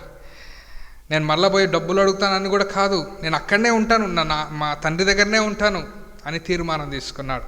You see, మన జీవితంలో ఒకవేళ ఈ వాక్యాన్ని వింటున్నటువంటి ప్రియ సహోదరుడు, ప్రియ సహోదరి, ప్రియ యవనస్తులు, దయచేసి మీ జీవితంలో ఒకవేళ అయ్యో నా జీవితము ఇలాగా నాశనం అయిపోయింది, నేను మోసపోయాను అని మీరు ఆలోచన చేస్తూ ఉండి ఒకవేళ మీరు డిప్రెషన్ స్టేట్లో ఉంటే దయచేసి గమనించండి, ఈ సామెతలను ధ్యానం చేస్తూ ఉండగా ఈ సామెతలు చేసేటువంటి పని ఏంటంటే మనలను మరలా క్రీస్తు యొద్దకు నడిపిస్తుంది. The moment you read or meditate on Proverbs, it will lead you back to Christ. It will remember that you need a saviour.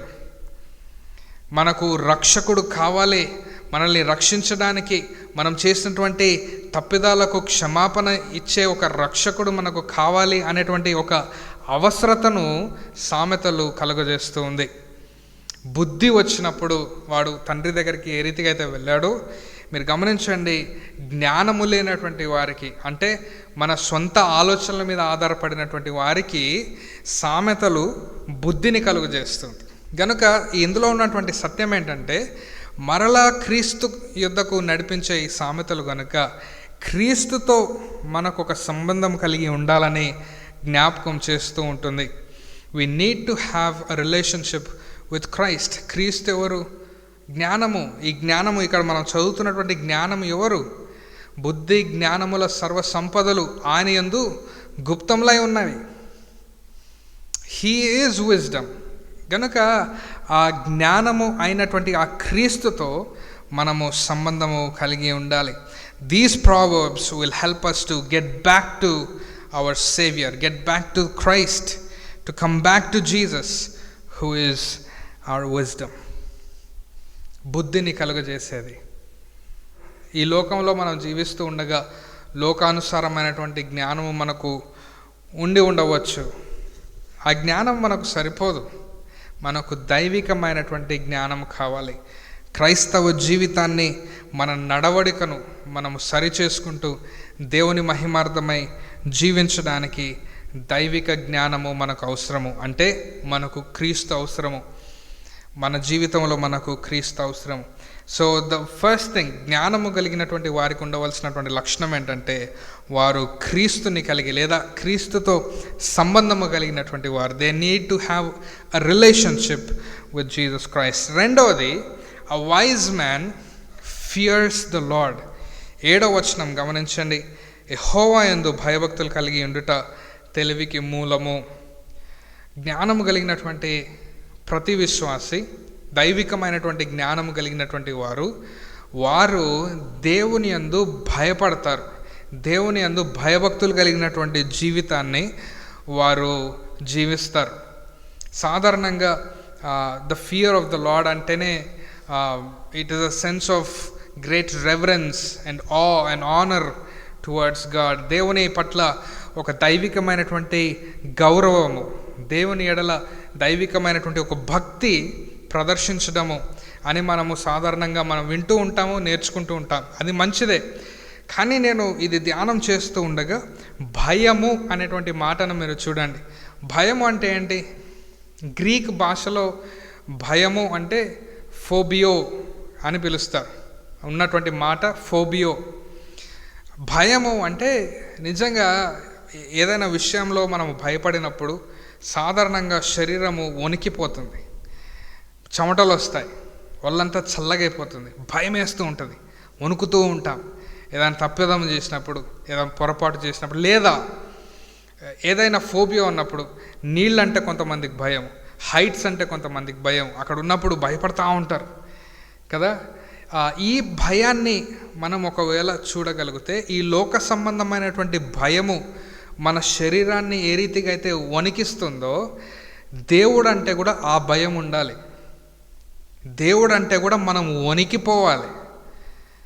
ఇప్పుడున్నటువంటి కాలంలో, ఇప్పుడున్నటువంటి ప్రసంగాలు, ఇప్పుడు వింటున్నటువంటి ప్రసంగాలు టీవీస్లో, యూట్యూబ్స్లో, ఇప్పుడున్నటువంటి ఇవాంజలిస్ట్ ప్రీచర్స్ అందరూ కూడా ఎవ్వరు కూడా దేవుని అందలి భయము అనేటువంటి వాక్యం మీద ఎవరు బోధించడం లేదు.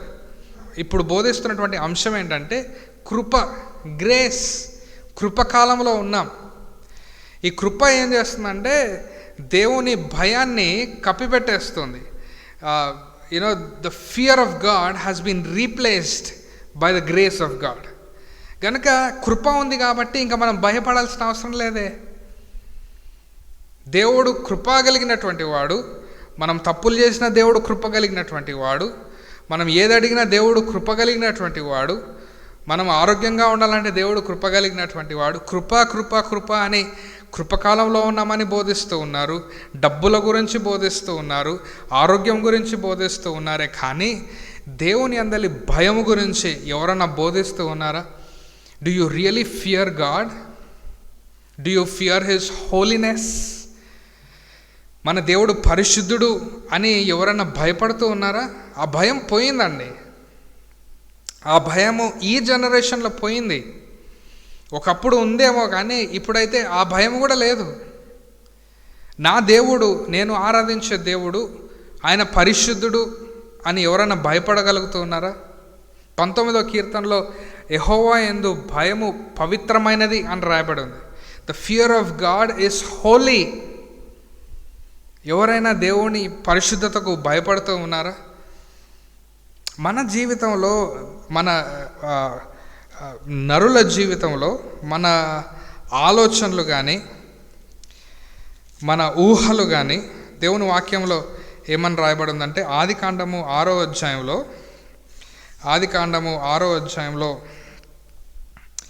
5వ వచనం గమనించండి.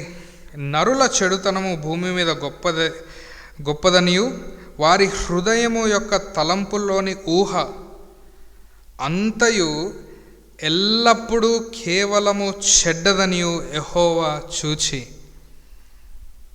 Hour thoughts, our imaginations is always, ఎల్లప్పుడూ చెడ్డదని దేవుడు చూస్తూ ఉన్నాడు.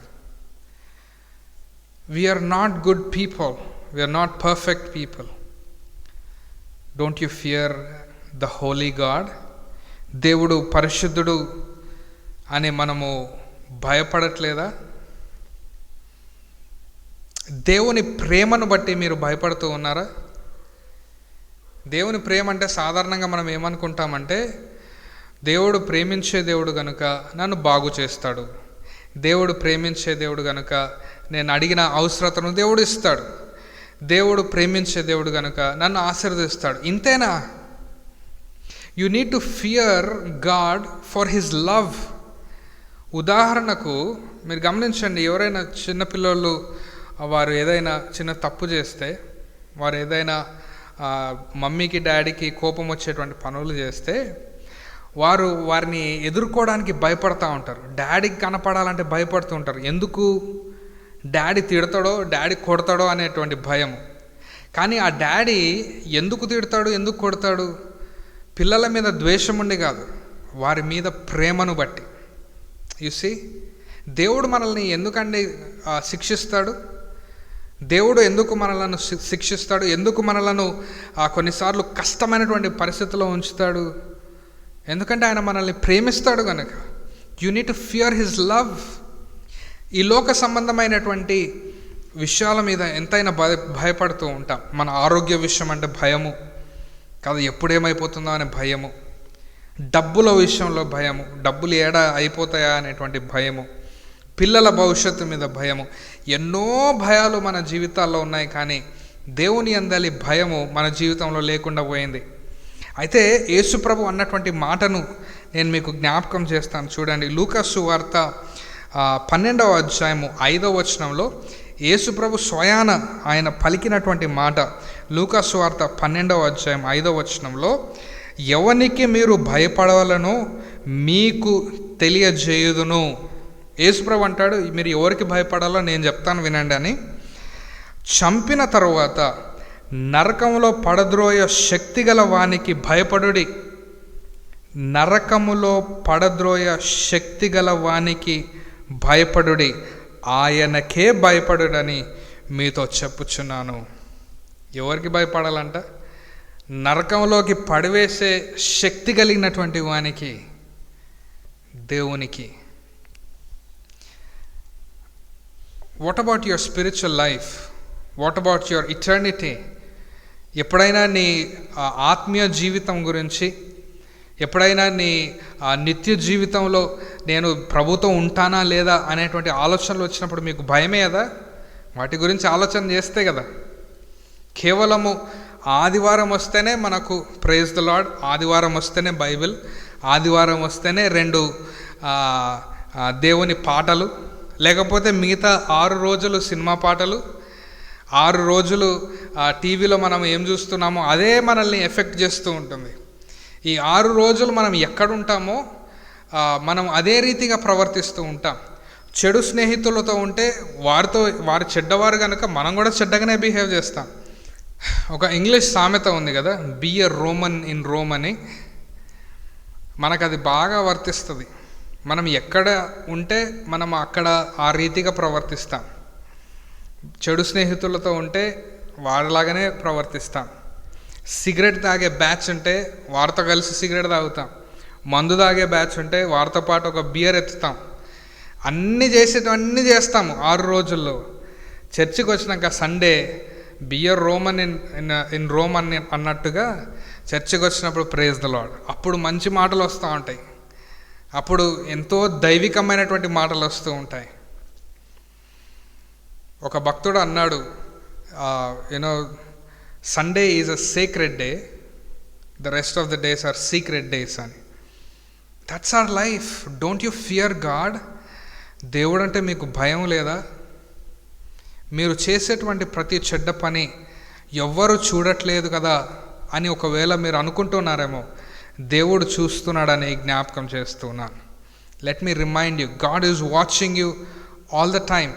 యోసేపు యవనస్తుడు, ఫరో భార్య తనను తీసుకొని నాతో శయనించమని చెప్పింది. ఆమె చెప్తున్నటువంటి మాటలు ఏంటంటే, మనల్ని ఎవరు చూడట్లేదు, ఎవరికి తెలియదు. Nobody will watches, nobody will even know. ఎవరికి తెలియదు భయ్. కానీ యోసేపు అన్నటువంటి మాట జ్ఞాపకం చేస్తాను, నా దేవుని ఎదుట నేను ఈ పాపము చేయలేను. So that man feared God because he knows that God is watching him. నీ జీవితంలో ఇటువంటి భయం ఉందా? జ్ఞానము కలిగినటువంటి వారు దేవునికి భయపడతారు, యెహోవా యందు భయభక్తులు కలిగి ఉంటారు. అటువంటి భయభక్తులు కలిగినటువంటి జీవితంలో దేవుడు జ్ఞానాన్ని, తెలివిని ప్రసాదిస్తాడని జ్ఞాపకం చేస్తూ ఉన్నా. సో మొదటిది, a wise man has a relationship with Christ. రెండోది, a wise man fears the Lord. జ్ఞానం కలిగినటువంటి వారు క్రీస్తుతో ఒక సంబంధం కలిగి ఉంటారు.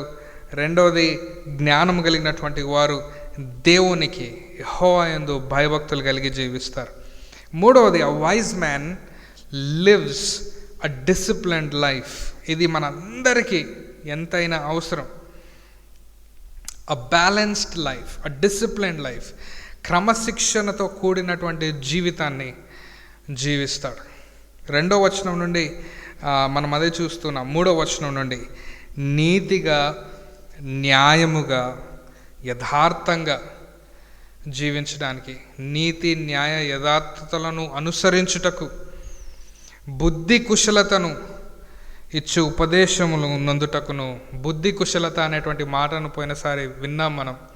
బుద్ధి కుశలత అంటే స్కిల్డ్ లైఫ్, స్కిల్ఫుల్ లైఫ్. నిర్గమకాండంలో దేవుడు మోషేని పిలిపించి చెప్తాడు కదా, యూదా గోత్రంలో నుండి నేను కొంతమందిని ఏర్పరచుకున్నాను, వారు విచిత్రమైనటువంటి పనులు, వారు చేసినటువంటి పనులు ఎవరూ చేయలేరు, ఎందుకంటే నేను వారికి అంత జ్ఞానం ఇస్తాను. వారు చేసేటువంటి ప్రతి పనిలో ఎంత నైపుణ్యత ఉంటుందంటే ఎవరు కూడా ఆ పనులు చేయలేరు, చూసిన వారందరూ కూడా ఆశ్చర్యపోతారు. మన జీవితంలో అటువంటి నైపుణ్యత మన ఆత్మీయ జీవితంలోనే కానీ, మన భౌతిక జీవితంలోనే కానీ, మన మాట తీరులో కానీ, మన దేవుడు మనకిచ్చిన తలాంతుల్లోనే కానీ, మనము ఏది చేసినా అది సక్సెస్ఫుల్ అవుతుంటే ఎంత ఆశ్చర్యమో చూసేటువంటి వారు. కీర్తనలు 1వ అధ్యాయం 3వ వచనంలో, అతడు చేయనదంతయు సఫలమగును. అటువంటి జీవితము ఎవరైనా జీవించగలుగుతున్నారా? నీతిగా జీవించగలుగుతున్నారా? To do what is right, న్యాయముగా జీవించగలుగుతున్నారా? To do what is just, యథార్థంగా జీవించగలుగుతున్నారా? To live in integrity, to live a skilful life, a skilled life. నైపుణ్యత, మీరు గమనించండి, ఈ నిపుణత కలిగినటువంటి వారు దేవుడు వారిని ఏ రీతిగా ఆశీర్వదిస్తాడంట. సామెతల్లోనే ఒక మాట ఉన్నది. సామెతలు 22వ అధ్యాయము 29వ వచనాన్ని మీరు గమనించండి. తన పనిలో నిపుణత గలవానిని చూచితివా, అల్పులైన వారి ఎదుట కాదు, వాడు రాజుల ఎదుటనే నిలుచును. అల్పుల ఎదుట నిపుణత కలిగినటువంటి వాడు, బాగా స్కిల్ఫుల్ లైఫ్ జీవించినటువంటి వారు, చాలా నైపుణ్యత, అతడు చేయనదంతా సఫలమగును. అటువంటి వ్యక్తి, సాధారణమైన వ్యక్తులు, అల్పులైనటువంటి వారి ఎదుట కాదు నిలబడేది, వాడు రాజుల ఎదుట నిలబడతాడంట. వావ్, ఎంత గొప్ప మాట. అంతేకాదు, ఈ డిసిప్లిన్డ్ లైఫ్లో, ఈ క్రమశిక్షణ కలిగి జీవించేటువంటి జీవితంలో 4వ వచనంలో మీరు గమనించండి, యవనులకు తెలివియు వివేచనము పుట్టించుటకు తగిన సామెతలు. వివేచనము అంటే ఇంగ్లీష్లో డిసర్న్మెంట్ అంటారు. డిసర్న్మెంట్ అంటే to discern what is right and what is wrong. ఏది కరెక్టో, ఏది రాంగో, ఏది సరి అయినదో, ఏది తప్పిదమో తెలుసుకునేటువంటి తెలివితేటలు, తెలుసుకునేటువంటి జ్ఞానము, దాన్ని వివేచనము అంటారు. హెబ్రీలకు రాసిన పత్రిక 5వ అధ్యాయం 14వ వచనంలో, వయసు వచ్చిన వారు అభ్యాసము చేత మేలు కీడులను వివేచించుటకు సాధకము చేయబడిన జ్ఞానేంద్రియములను కలిగి ఉన్నారు గనుక బలమైన ఆహారము వారికే తగును. బలమైనటువంటి ఆహారం అంటే దేవుని వాక్యంలో బలమైనటువంటి ఆహారము భుజించేటువంటి వారు ఏ రీతిగా ఉంటారంటే, వారంట మేలు కీడును వివేచించుటకు సాధకము చేయబడిన జ్ఞానేంద్రియములను కలిగిన వారు. They have this best of knowledge where they can discern what is right and what is wrong. చూడండి, ఇటువంటి జీవితము క్రీస్తుని కలిగినటువంటి వారు, క్రీస్తుతో సంబంధం కలిగినటువంటి వారికి ఉంటుంది. ఇటువంటి డిసిప్లైన్డ్ జీవితము దేవునికి భయపడినటువంటి వారికి దేవుడు ఇస్తాడు. కనుక జ్ఞానం కలిగినటువంటి వారు ఏ రీతిగా జీవిస్తారంట? They live a disciplined life. క్రమశిక్షణ కలిగినటువంటి జీవితాన్ని వారు జీవిస్తారు. నీతిగా, న్యాయముగా, యథార్థముగా, బుద్ధి కుశలతను అనుసరిస్తూ, అంతేకాకుండా తెలివి, వివేచనము కలిగి జీవించేటువంటి వారు జ్ఞానము కలిగినటువంటి వారు. నాలుగవదిగా మనం గమనించినట్లయితే, జ్ఞానము కలిగినటువంటి వారు ఓపికతో వినేటువంటి వారు. All those who are wise, they are gifted with listening skills. గమనించండి 5వ వచనం, జ్ఞానము గలవాడు పాండిత్యమును వృద్ధి చేసుకొనును. ఎట్లాగా పాండిత్యమును వృద్ధి చేసుకుంటాడంటే విని. లెట్ ద వైజ్, ఇంగ్లీష్లో ఏమని రాయబడిందంటే let the wise listen and add to their learning. జ్ఞానం కలిగినటువంటి వాడు విని పాండిత్యమును, జ్ఞానం కలిగినటువంటి వారు ఎక్కువగా వింటారు. They listen a lot. జ్ఞానము లేనటువంటి వారు ఇంకో ప్రక్క, వారు వినడము కాదు కదా, వారి అభిప్రాయాలను తెలియజేస్తూ ఉంటారు. విని నేర్చుకుందాం అనేటువంటి ఆశ ఉండదు వారికి. నేను చెప్పేది మీరు వినండి అన్నట్టుగా ఉంటారు. పాండిత్యమును వృద్ధి చేసుకోవడం అంటే ఆల్రెడీ వారు చాలా నేర్చుకొని ఉంటారు, దాని మీద ఇంకా ఎక్కువగా నేర్చుకోవడానికి, to add to their learning. నాకు ఇంత జ్ఞానం ఉంది, నాకు ఇంత పాండిత్యం ఉన్నది, నాకింత వాక్చాతుర్యం ఉన్నది, నాకింత జ్ఞానం ఉన్నది, నేను ఒక స్కిల్ఫుల్ మ్యాన్, నేను ఒక నిపుణత కలిగినటువంటి వాడిని, ఏదైనా నేను చకచక్ చేసేస్తానని ఒకవేళ ఎవరైనా ఆలోచన చేస్తుంటే అటువంటి వారు కూడా ఈ సామెతల్లో నుండి నేర్చుకోవచ్చు అని రాస్తూ ఉన్నాడు. విని నేర్చుకోవడం. దాని తర్వాత, వివేకము గలవాడు ఆలకించి నీతి సూత్రములను సంపాదించుకొనును. నీతి సూత్రములను ఏ రీతిగా సంపాదించుకుంటాడంట? And let the discerning get guidance. నీతి సూత్రములు అంటే ఇంగ్లీష్లో గైడెన్స్ అని రాయబడింది. ఏ రీతిగా సంపాదించుకుంటాడంట? ఆలకించి. ఒకవేళ మీకు నిజంగా దైవిక జ్ఞానం ఉంటే మీరు ఎక్కువగా వింటారు, అంతేగాని హడావిడిగా మాట్లాడరు. సాధారణంగా ఏదైనా పంచాయతీ జరుగుతున్నప్పుడు కానీ, ఎక్కడైనా నేర్చుకుందాము అని వెళ్ళినప్పుడు కానీ, అక్కడ మనం నేర్చుకునేది తక్కువ, మాట్లాడేది ఎక్కువ. అందుకొరకే యాకోబు కూడా ఆయన పత్రికలో ఏమని రాస్తాడంటే, యాకోబు రాసిన మొదటి పత్రిక 19వ వచనంలో, ప్రతి మనుష్యుడు వినుటకు వేగిరపడినవాడును. వినుటకు వేగిరపడాలి, మాటలాడుటకు నిదానించాలి. Slow to speak, quick to here.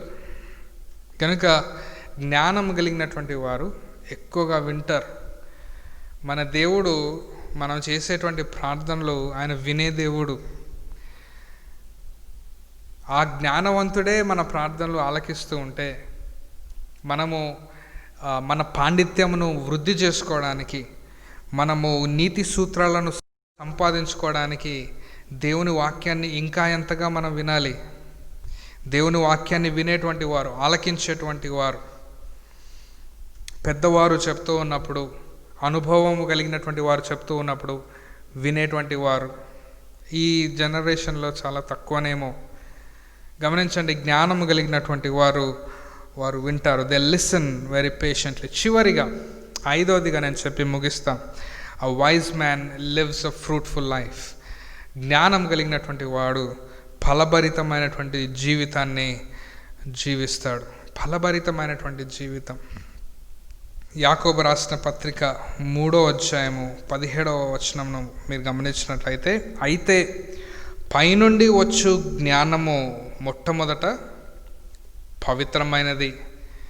దేవుడు పరలోకం నుండి ఇచ్చేటువంటి జ్ఞానం అంట అది పవిత్రమైనది, తరువాత సమాధానకరమైనది, మృదువైనది, సులభముగా లోబడినది, కనికరముతోనూ మంచి ఫలములతోనూ నిండుకొని ఉన్నది, పక్షపాతమైనను వేషధారణైనను లేనిదినై ఉన్నది. గమనించండి, కనికరముతోనూ మంచి ఫలములతోనూ నిండుకొనినదై, with good fruits in your life, and you will know by their fruits. ఫలములతో మీరు వారిని తెలుసుకుంటారని ప్రభువు అన్నటువంటి మాటలను కూడా మనం జ్ఞాపకం చేసుకుంటాం.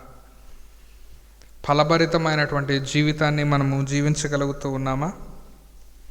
క్రీస్తుని గణపరిచినటువంటి వారిని దేవుడు వారిని గణపరుస్తాడు. తల్లిదండ్రులను గణపరిచినటువంటి వారిని గమనించండి. 8వ వచనంలో, నా కుమారుడా, నీ తండ్రి ఉపదేశం ఆలకింపుము, నీ తల్లి చెప్పు బోధను త్రోసివేయకుము. 9వ వచనం, అవి నీ తలకు సొగసైన మూలికయు నీ కంఠమునకు హారములై ఉండును. చూడండి, ఈ మాటలు తల్లిదండ్రులను గౌరవించినప్పుడు, వారి మాటలకు గౌరవము ఇచ్చినప్పుడు, తండ్రి ఉపదేశమును ఆలకించినప్పుడు, తల్లి ఆ బోధను త్రోసివేయనప్పుడు ఇక్కడ ఒక బహుమానము మీరు గమనించవచ్చు. అవి నీ తలకు సొగసైన మూలికలు, diamonds on your head, pearls on your head. ఈ సొగసైన మూలికలు కానీ కంఠమునకు హారములు, ఇవన్నీ ఎవరు మాట్లాడగలుగుతారంటే ఒక రాజు మాట్లాడగలుగుతాడు. ఎందుకంటే ఆ కాలంలో కేవలం రాజుకు మాత్రమే ఆ కంఠములో మరి ఆ హారములు కానీ, తలకు కిరీటము, దానికి సొగసైన మూలికలు కానీ అవి ఉంటాయి. దీంట్లో ఉన్నటువంటి అర్థం ఏంటంటే, తల్లిదండ్రులను గౌరవించినటువంటి వారికి గొప్ప ఘనతను దేవుడిస్తాడు. నీవు దీర్ఘాయుష్మంతుడగునట్లు నీ తల్లిని నీ తండ్రిని సన్మానించుము అని దేవుడు ఆ ఇశ్రాయేల్ ప్రజలకు ఇచ్చినటువంటి ఆజ్ఞ. నీ తల్లిని నీ తండ్రిని సన్మానించమంటే, సన్మానించడం అంటే ఏదో ఫాదర్స్ డే రోజు ఒక గిఫ్ట్ ఇవ్వడమో, మదర్స్ డే రోజు బొకే ఇవ్వడమో అది కాదు సన్మానించడం అంటే. వారు చెప్పినటువంటి మాటలు వినడం, తండ్రి ఉపదేశం ఆలకించడము, తల్లి చెప్పినటువంటి బోధను త్రోసివేయకుండా వినడం. నీకేం తెలుసు డాడీ, నీకేం తెలుసు మమ్మీ అనేటువంటి జనరేషన్లో ఉన్నాం.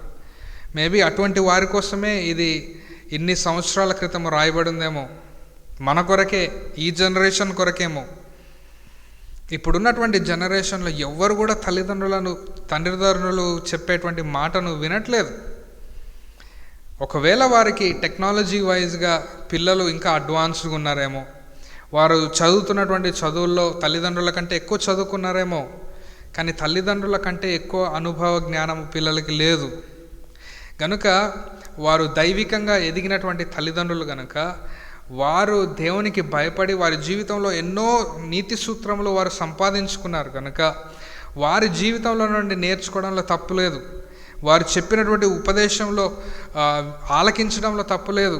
వారు ఇచ్చినటువంటి ఆ బోధనలు వినుటలో తప్పులేదు. Don't neglect what your mother or father said. Listen to them, obey them, honour them. When you honour your parents, God will honour you. నీ తల్లిదండ్రులను నీవు సన్మానించినప్పుడు, గౌరవించినప్పుడు, ఘనపరిచినప్పుడు మీరు గమనించండి, దేవుడు మనలను ఘనపరుస్తాడు. దేవుడు మనలను ఆశీర్వదిస్తాడని జ్ఞాపకం చేస్తూ ఉన్నాం. అటువంటి ఫలభరితమైనటువంటి జీవితం. గలతీలకు రాసిన పత్రిక 5వ అధ్యాయం 22వ వచనం మనందరికీ తెలుసు. అయితే ఆత్మఫలమే అనగా ఆ 9 ఉన్నాయి కదా, ప్రేమ, సంతోషము, సమాధానము, దీర్ఘశాంతము, దయాలుత్వము, మంచితనము, విశ్వాసము, సాత్వికము, ఆశా నిగ్రహము. ఇటువంటి ఈ ఆత్మీయ ఫలము మీ జీవితంలో కనబడుతూ ఉన్నదా? సామెతలు మనము ధ్యానం చేస్తూ ఉండగా దైవికమైనటువంటి జ్ఞానము పొందినటువంటి వారముగా, క్రీస్తుని కలిగినటువంటి వారముగా, లేదా క్రీస్తుతో సహవాసము, సంబంధం కలిగినటువంటి వారముగా, రెండవది దేవునికి భయపడినటువంటి వారముగా, మూడవది ఒక క్రమశిక్షణతో కూడినటువంటి జీవితాన్ని జీవించడానికి డిసిప్లిన్డ్ లైఫ్, నాలుగవది ఓపికతో వినేటువంటి వారముగా, ఐదవది ఫలభరితమైనటువంటి జీవితము జీవించేటువంటి వారముగా ఉన్నామా? ఒకవేళ లేకపోతే దేవుడు అటువంటి జ్ఞానంతో నిండినటువంటి జీవితాన్ని, ఇటువంటి ఆశీర్వాదాలను ఇవ్వడానికి దేవుడు ఇష్టపడుతూ ఉన్నాడు. కనుక ఈ మొదటి 9 వచనాల్లో జ్ఞానులు లేదా జ్ఞానం కలిగినటువంటి వారికి ఉండవలసినటువంటి 5 లక్షణాలను మనం చూసాం. ఎగ్జాక్ట్గా వీటికి వ్యతిరేకంగా బుద్ధిహీనులు జీవిస్తారు. వ్యతిరేకంగా వారికి క్రీస్తుతో సంబంధం ఉండదు, దేవుడు అంటే భయం ఉండదు, క్రమశిక్షణతో కూడినటువంటి జీవితం ఉండదు, వారు ఓపికతో వినరు. అంతేకాకుండా వారి జీవితంలో ఫలాలు లేదా ఫలభరితమైనటువంటి జీవితం మనం చూడలేం. As simple as that. మన జీవితంలో మనము జ్ఞానము దేవుడు మనకు ఇస్తూ ఉండగా, క్రీస్తే మనకు జ్ఞానం కనుక క్రీస్తుని కలిగినటువంటి వారముగా ఏ రీతిగా మనము జీవించాలో, ఎటువంటి క్రైస్తవ నడవడికను మనం కలిగి ఉండాలో దేవుడు మనకు నేర్పించనే ఉన్నాడు. కనుక వచ్చే ఆదివారం దేవుని చిత్తం అయితే 10వ వచనం నుండి ఈ 33వ వచనం వరకు బుద్ధిహీనులు, జ్ఞానహీనులు, పాపము చేసేటువంటి వారు ఏ రీతిగా ఉంటారు, ఇంకొక వైపు జ్ఞానము కలిగినటువంటి వారు ఏ రీతిగా ఉంటారు అనేటువంటి ఇక్కడ పోలుస్తూ ఉన్నాడు. కనుక ఆ విషయాలను దేవుని చిత్తమైతే వచ్చే వారాన్ని మనం చూస్తాం. ఈరోజు మనము ఈ 5 విషయాలు చూసాం. కనుక దేవా నాకు జ్ఞానము దయచేయండి, పరలోక సంబంధమైనటువంటి జ్ఞానము దయచేయండి. క్రీస్తుని నేను నా సొంత రక్షకునిగా అంగీకరించుకొని నేను క్రమమైనటువంటి జీవితము, దేవునికి భయపడుతూ, నేను వినే విషయంలో వేగిరపడుతూ ఫలభరితమైనటువంటి జీవితాన్ని నేను జీవించాలని ఇష్టపడుతున్నాను అని ఎవరైనా తీర్మానం తీసుకున్నట్లయితే నేను మీ కొరకు ప్రార్థన చేస్తాను. అందరం తలలు ఉంచినట్లయితే ప్రార్థన చేసుకుందాం. దేవుని వాక్యాన్ని బట్టి దేవునికి వందనాలు చెల్లిస్తూ మనము ప్రార్థన చేద్దాం.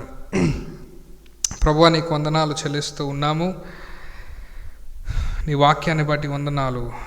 నిజమే తండ్రి, జ్ఞానము కలిగినటువంటి వారు క్రీస్తుని కలిగి ఉంటారని, క్రీస్తుతో సంబంధము కలిగి ఉంటారని, దేవునికి భయపడినటువంటి జీవితము జీవిస్తారని, భయభక్తులు కలిగినటువంటి జీవితాన్ని జీవిస్తారని, క్రమశిక్షణ కలిగినటువంటి జీవితాన్ని జీవిస్తారని, వినుటకు వేగిరపడేటువంటి వారని, అంతేకాకుండా ఫలభరితమైనటువంటి జీవితాన్ని జీవిస్తారని మరొకసారి జ్ఞాపకం చేశారు. కనుక ఇటువంటి జీవితాన్ని మేము జీవించి నిన్ను మహింపరచడానికి, నిన్ను ఘనపరచడానికి మాకు సహాయం దయచేయమని మరొకసారి వాక్యం చేత మీరు మాతో మాట్లాడి హెచ్చరించినందుకు నీకు వందనాలు చెల్లిస్తూ, మా జీవితాలను నీకు సమర్పిస్తూ, నీ జ్ఞానము మాకు దయచేసి నాయన వాక్యానుసారంగా మేము జాగ్రత్తగా జీవించుటకు మాకు సహాయం దయచేయమని, మేమందరం కూడా మా దేవుడు అంటే మేము భయపడడానికి, భయభక్తులు కలిగినటువంటి జీవితాన్ని మాకు దయచేయమని ప్రార్థిస్తూ, మమ్మల్ని మేము మీ చేతిలోకి సమర్పిస్తూ యేసయ్య పరిశుద్ధ నామమున ప్రార్థించి వేడుకుంటున్నాం తండ్రి, ఆమెన్.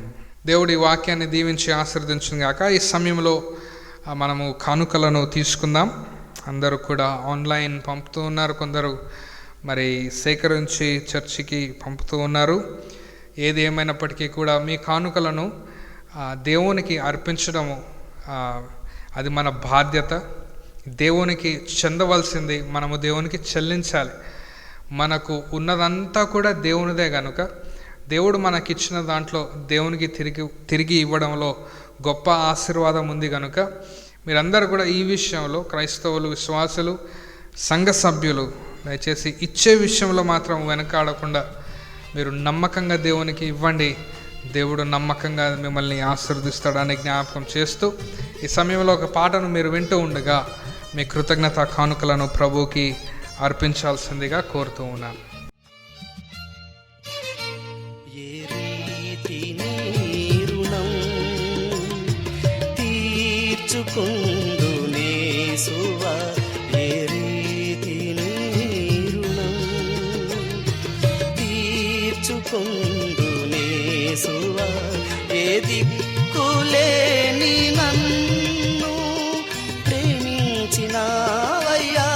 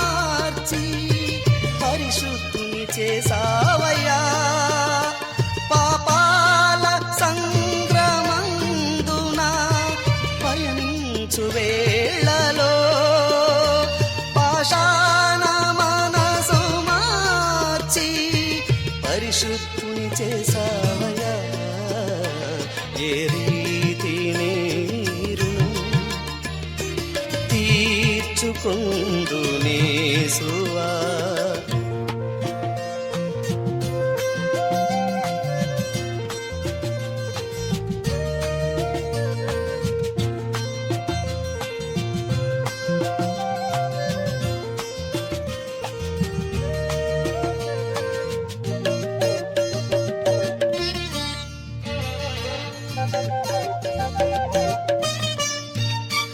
నా పాప శిక్ష సిలువపై భరించినావయ్యా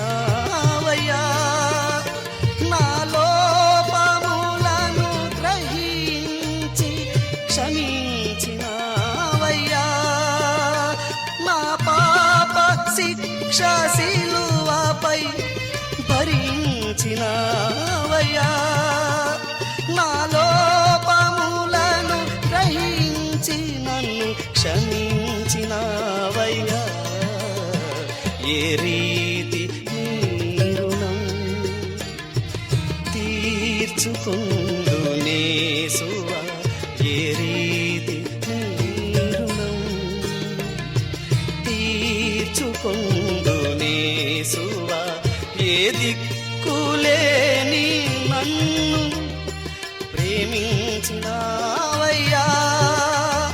ఎంతో కృపను చూపి నన్ను దీవించినావయ్యా ఏ రీతి నీ రుణం తీర్చుకొందునే యేసువా ఏ రీతి నీ రుణం తీర్చుకొందునే యేసువా. ఈ సమయంలో మనం అందరం కూడా చివరి ప్రార్థన ఆశీర్వాదంతో మనం సెలవు తీసుకుందాము. ప్రార్థన కోరినటువంటి వారు ఎవరైనా ఉంటే దయచేసి మీ ప్రార్థన విన్నపాలు మాకు తెలియచేయండి. మీ కొరకు ప్రార్థన చేస్తూ ఉన్నాము. ఈ కార్యక్రమాన్ని వీక్షించినటువంటి ప్రతి బిడ్డను బట్టి దేవునికి వందనాలు చెల్లిస్తూ మీ అందరికీ ప్రత్యేక వందనాలు తెలియజేస్తూ ఉన్నాను. దేవుడు మిమ్మల్ని దీవించి ఆశీర్వదించును గాక. మీరందరూ కూడా జ్ఞానంలో వర్ధిల్లాలని, మీరందరూ కూడా వివేచనలో వర్ధిల్లాలని నా ప్రార్థన. దైవికమైనటువంటి భయము, దైవికమైనటువంటి క్రమశిక్షణతో కూడినటువంటి జీవితాన్ని మీరందరూ జీవించాలనేది మా ప్రార్థన. మనమందరం కూడా అటువంటి జీవితాన్ని జీవిస్తూ ప్రభువుని గణపరచవలసిందిగా కోరుతూ ఈ సమయంలో కానుకలు పంపించినటువంటి వారిని అభినందిస్తూ మనమందరం కూడా దేవుని వైపుకు చూస్తూ, క్రీస్తు మనకు జ్ఞానము గనుక దేవుని వైపుకు చూస్తూ ప్రార్థన చేద్దాం. ఆదరణ కొరకు చూస్తున్నటువంటి ఆదరణ కొరకు ప్రభు వైపుకు చూస్తున్నటువంటి వారి కొరకు ప్రార్థన చేద్దాం. బర్త్డేస్, వెడ్డింగ్ యానివర్సరీస్ జరుపుకున్నటువంటి వారి కొరకు ప్రార్థన చేద్దాం. దేవుడు ఈ సంవత్సరంలో, ఈ నెలలన్నిటిలో మరి మనలను ఆశీర్వదించి కాపాడి సంరక్షించి మనలను నడిపిస్తూ ఉన్నాడు కనుక దేవునికి కృతజ్ఞతాస్తుతులు చెల్లిస్తూ ఈ కార్యక్రమాన్ని మనము కృతజ్ఞతా హృదయాలతో ప్రార్థన చేస్తూ ముగిద్దాం. We will close this service with a thankful note to God and also by surrendering our lives to Christ once again. దేవునికి మన జీవితాలను అర్పిస్తూ మనము ఈ కార్యక్రమాన్ని ముగించుకుందాం. అందరం తలలోంచి ప్రార్థన చేసుకుందాం.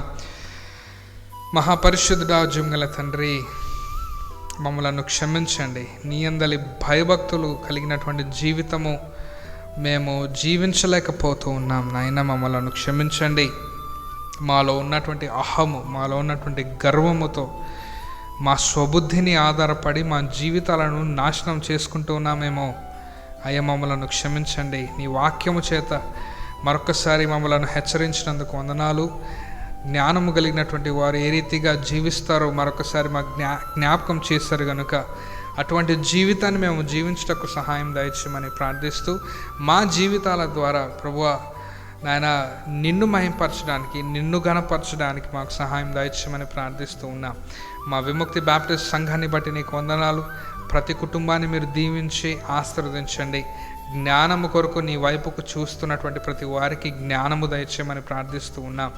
ఆయన మరి బల్లారాధన దగ్గర ప్రార్థన చేసి వారి తప్పిదాలను ఒప్పుకొని నాయన నీ కొరకు జీవించుటకు మరలా వారు తీర్మానం తీసుకొని నీ వైపుకు చూస్తున్నటువంటి బిడ్డలను క్షమించినందుకు నీకు వందనాలు నాయన. మా తప్పిదాలను, మా పొరపాట్లను నాయన, మా పాపములను, మా అతిక్రమములను మీరు క్షమించినందుకు నీకు వందనాలు చెల్లిస్తూ ఉన్నాం నాయన. మా సంఘ బిడ్డలందరినీ పేరు పేరున మీరు దీవించండి. మేము జ్ఞానంలో, వివేచనలో, తెలివిలో నాయన మరి మేము ఇంకా అభివృద్ధి పొందడానికి సహాయం దయచేయమని ప్రార్థిస్తూ ఉన్నాం. మా కుటుంబాలను ఆశీర్వదించండి. బర్త్డేస్, వెడ్డింగ్ యానివర్సరీస్ జరుపుకుంటున్నటువంటి బిడ్డలను మరొకసారి మీరు దర్శించి నూతన సంవత్సరాన్ని వారికి దయచేసినందుకు నీకు వందనాలు చెల్లిస్తూ ఉన్నాం. ఆయన ఆదరణ కొరకు నీ వైపుకు చూస్తున్న బిడ్డల కొరకు ప్రార్థిస్తూ ఉన్నాం నాయన. మరి మా బాబు ప్రసాద్ గారి కుటుంబాన్ని, విశ్రాంతి ఆంటీని, బిడ్డలను మీరు ధైర్యపరిచి ఆదరించమని నీ వైపుకు చూస్తూ ఉన్నాం. అలాగే తాతపూడి డానియల్ బెంజమిన్ గారి కుటుంబాన్ని కూడా, గ్రేస్ ఆంటీని, బిడ్డలను మీరు ధైర్యపరచమని ప్రార్థిస్తూ ఉన్నాం. అంతేకాకుండా అబ్రహాం ఆ కుటుంబాన్ని కూడా మీరు దర్శించండి. వారి నాన్నను కోల్పోయారు. ఇదిగో తండ్రి, తల్లిగారిని, వారి కుటుంబ సభ్యులను మీరు ఆదరించమని ప్రార్థిస్తూ ఉన్నాం. మరొకసారి తండ్రి, శారీరకంగా మేము బ్రతికి ఉన్నామంటే నాయన అది కేవలం నీ కృప. ఒకవేళ ఆత్మీయంగా మేము చనిపోయినటువంటి స్థితిలో ఉన్నామేమో, ఒకవేళ అంధకార స్థితిలో ఉన్నామేమో, మమ్మల్ని మేము పరీక్షించుకుంటూ నాయన మరొకసారి క్రీస్తుని మాలోకి నాయన మేము ఆహ్వానిస్తూ ఉన్నాం. పరిశుద్ధాత్మ దేవ, మా జీవితంలో కార్యాన్ని జరిగించమని ప్రార్థిస్తూ ఉన్నాం. మా సంఘాన్ని, సంఘ బిడ్డలను, సంఘ పెద్దలను, యవ్వనస్తులను, స్త్రీలను, చిన్న బిడ్డలను ఆశీర్వదించమని ప్రార్థిస్తూ మా ప్రతి ఒక్క కార్యక్రమంలో మీ సన్నిధి మాతో ఉంచి నడిపించమని ప్రార్థిస్తూ మరొకసారి మా కుటుంబాలను, మా సంఘాన్ని మీ హస్తాలకు సమర్పిస్తూ ఉండగా జ్ఞానముతో జీవించడానికి, జ్ఞానము కలిగినటువంటి తీర్మానాలు తీసుకోవడానికి, దైవికమైనటువంటి జీవితాన్ని మేము జీవించుటకు నీ సహాయం మాకు దయచేయమని ప్రార్థిస్తూ యేసయ్య పరిశుద్ధ నామమున ప్రార్థించి వేడుకుంటున్నాం తండ్రి. ఆమెన్. పరలోకమందున మా తండ్రి, నీ నామము పరిశుద్ధపరచబడును గాక, నీ రాజ్యం మాకు వచ్చును గాక, నీ చిత్తం పరలోకమందు నెరవేర్చినట్లు భూమి అందు నెరవేరును గాక. మా అనుదిన ఆహారం నేడు మాకు దయచేయము. మా రుణస్తులు మేము క్షమించిన ప్రకారము మా రుణములు క్షమించుము. మమ్మలను శోధన తేక కీడు నుంచి తప్పించుము. ఎందుకంటే రాజ్యము, బలము, మహిమ నిరంతరము నీవి అయి ఉన్నవి తండ్రి. ఆమెన్. మన పరమ తండ్రి అయిన దేవుని ప్రేమ, ప్రభు అయిన యేసుక్రీస్తు కృప, పరిశుద్ధాత్ముని అన్యోన్య సహవాసము ఈ యూట్యూబ్ లైవ్ వీక్షిస్తున్నటువంటి ప్రియ విముక్తి బాప్టిస్ట్ చర్చ్ బిడ్డలందరికీ, సంఘ పెద్దలకు మన ప్రభు ఇప్పుడు ఎల్లప్పుడూ సదాకాలము తోడై ఆశీర్వదించి, దీవించి, జ్ఞానమును అనుగ్రహించి నడిపించునుగాక. ఆమెన్. అందరికీ వందనాలు. Praise Lord. దేవుడు మిమ్మల్ని దీవించి ఆశీర్వదించునుగాక. God is with you. దేవుడు మీతో ఉన్నాడు.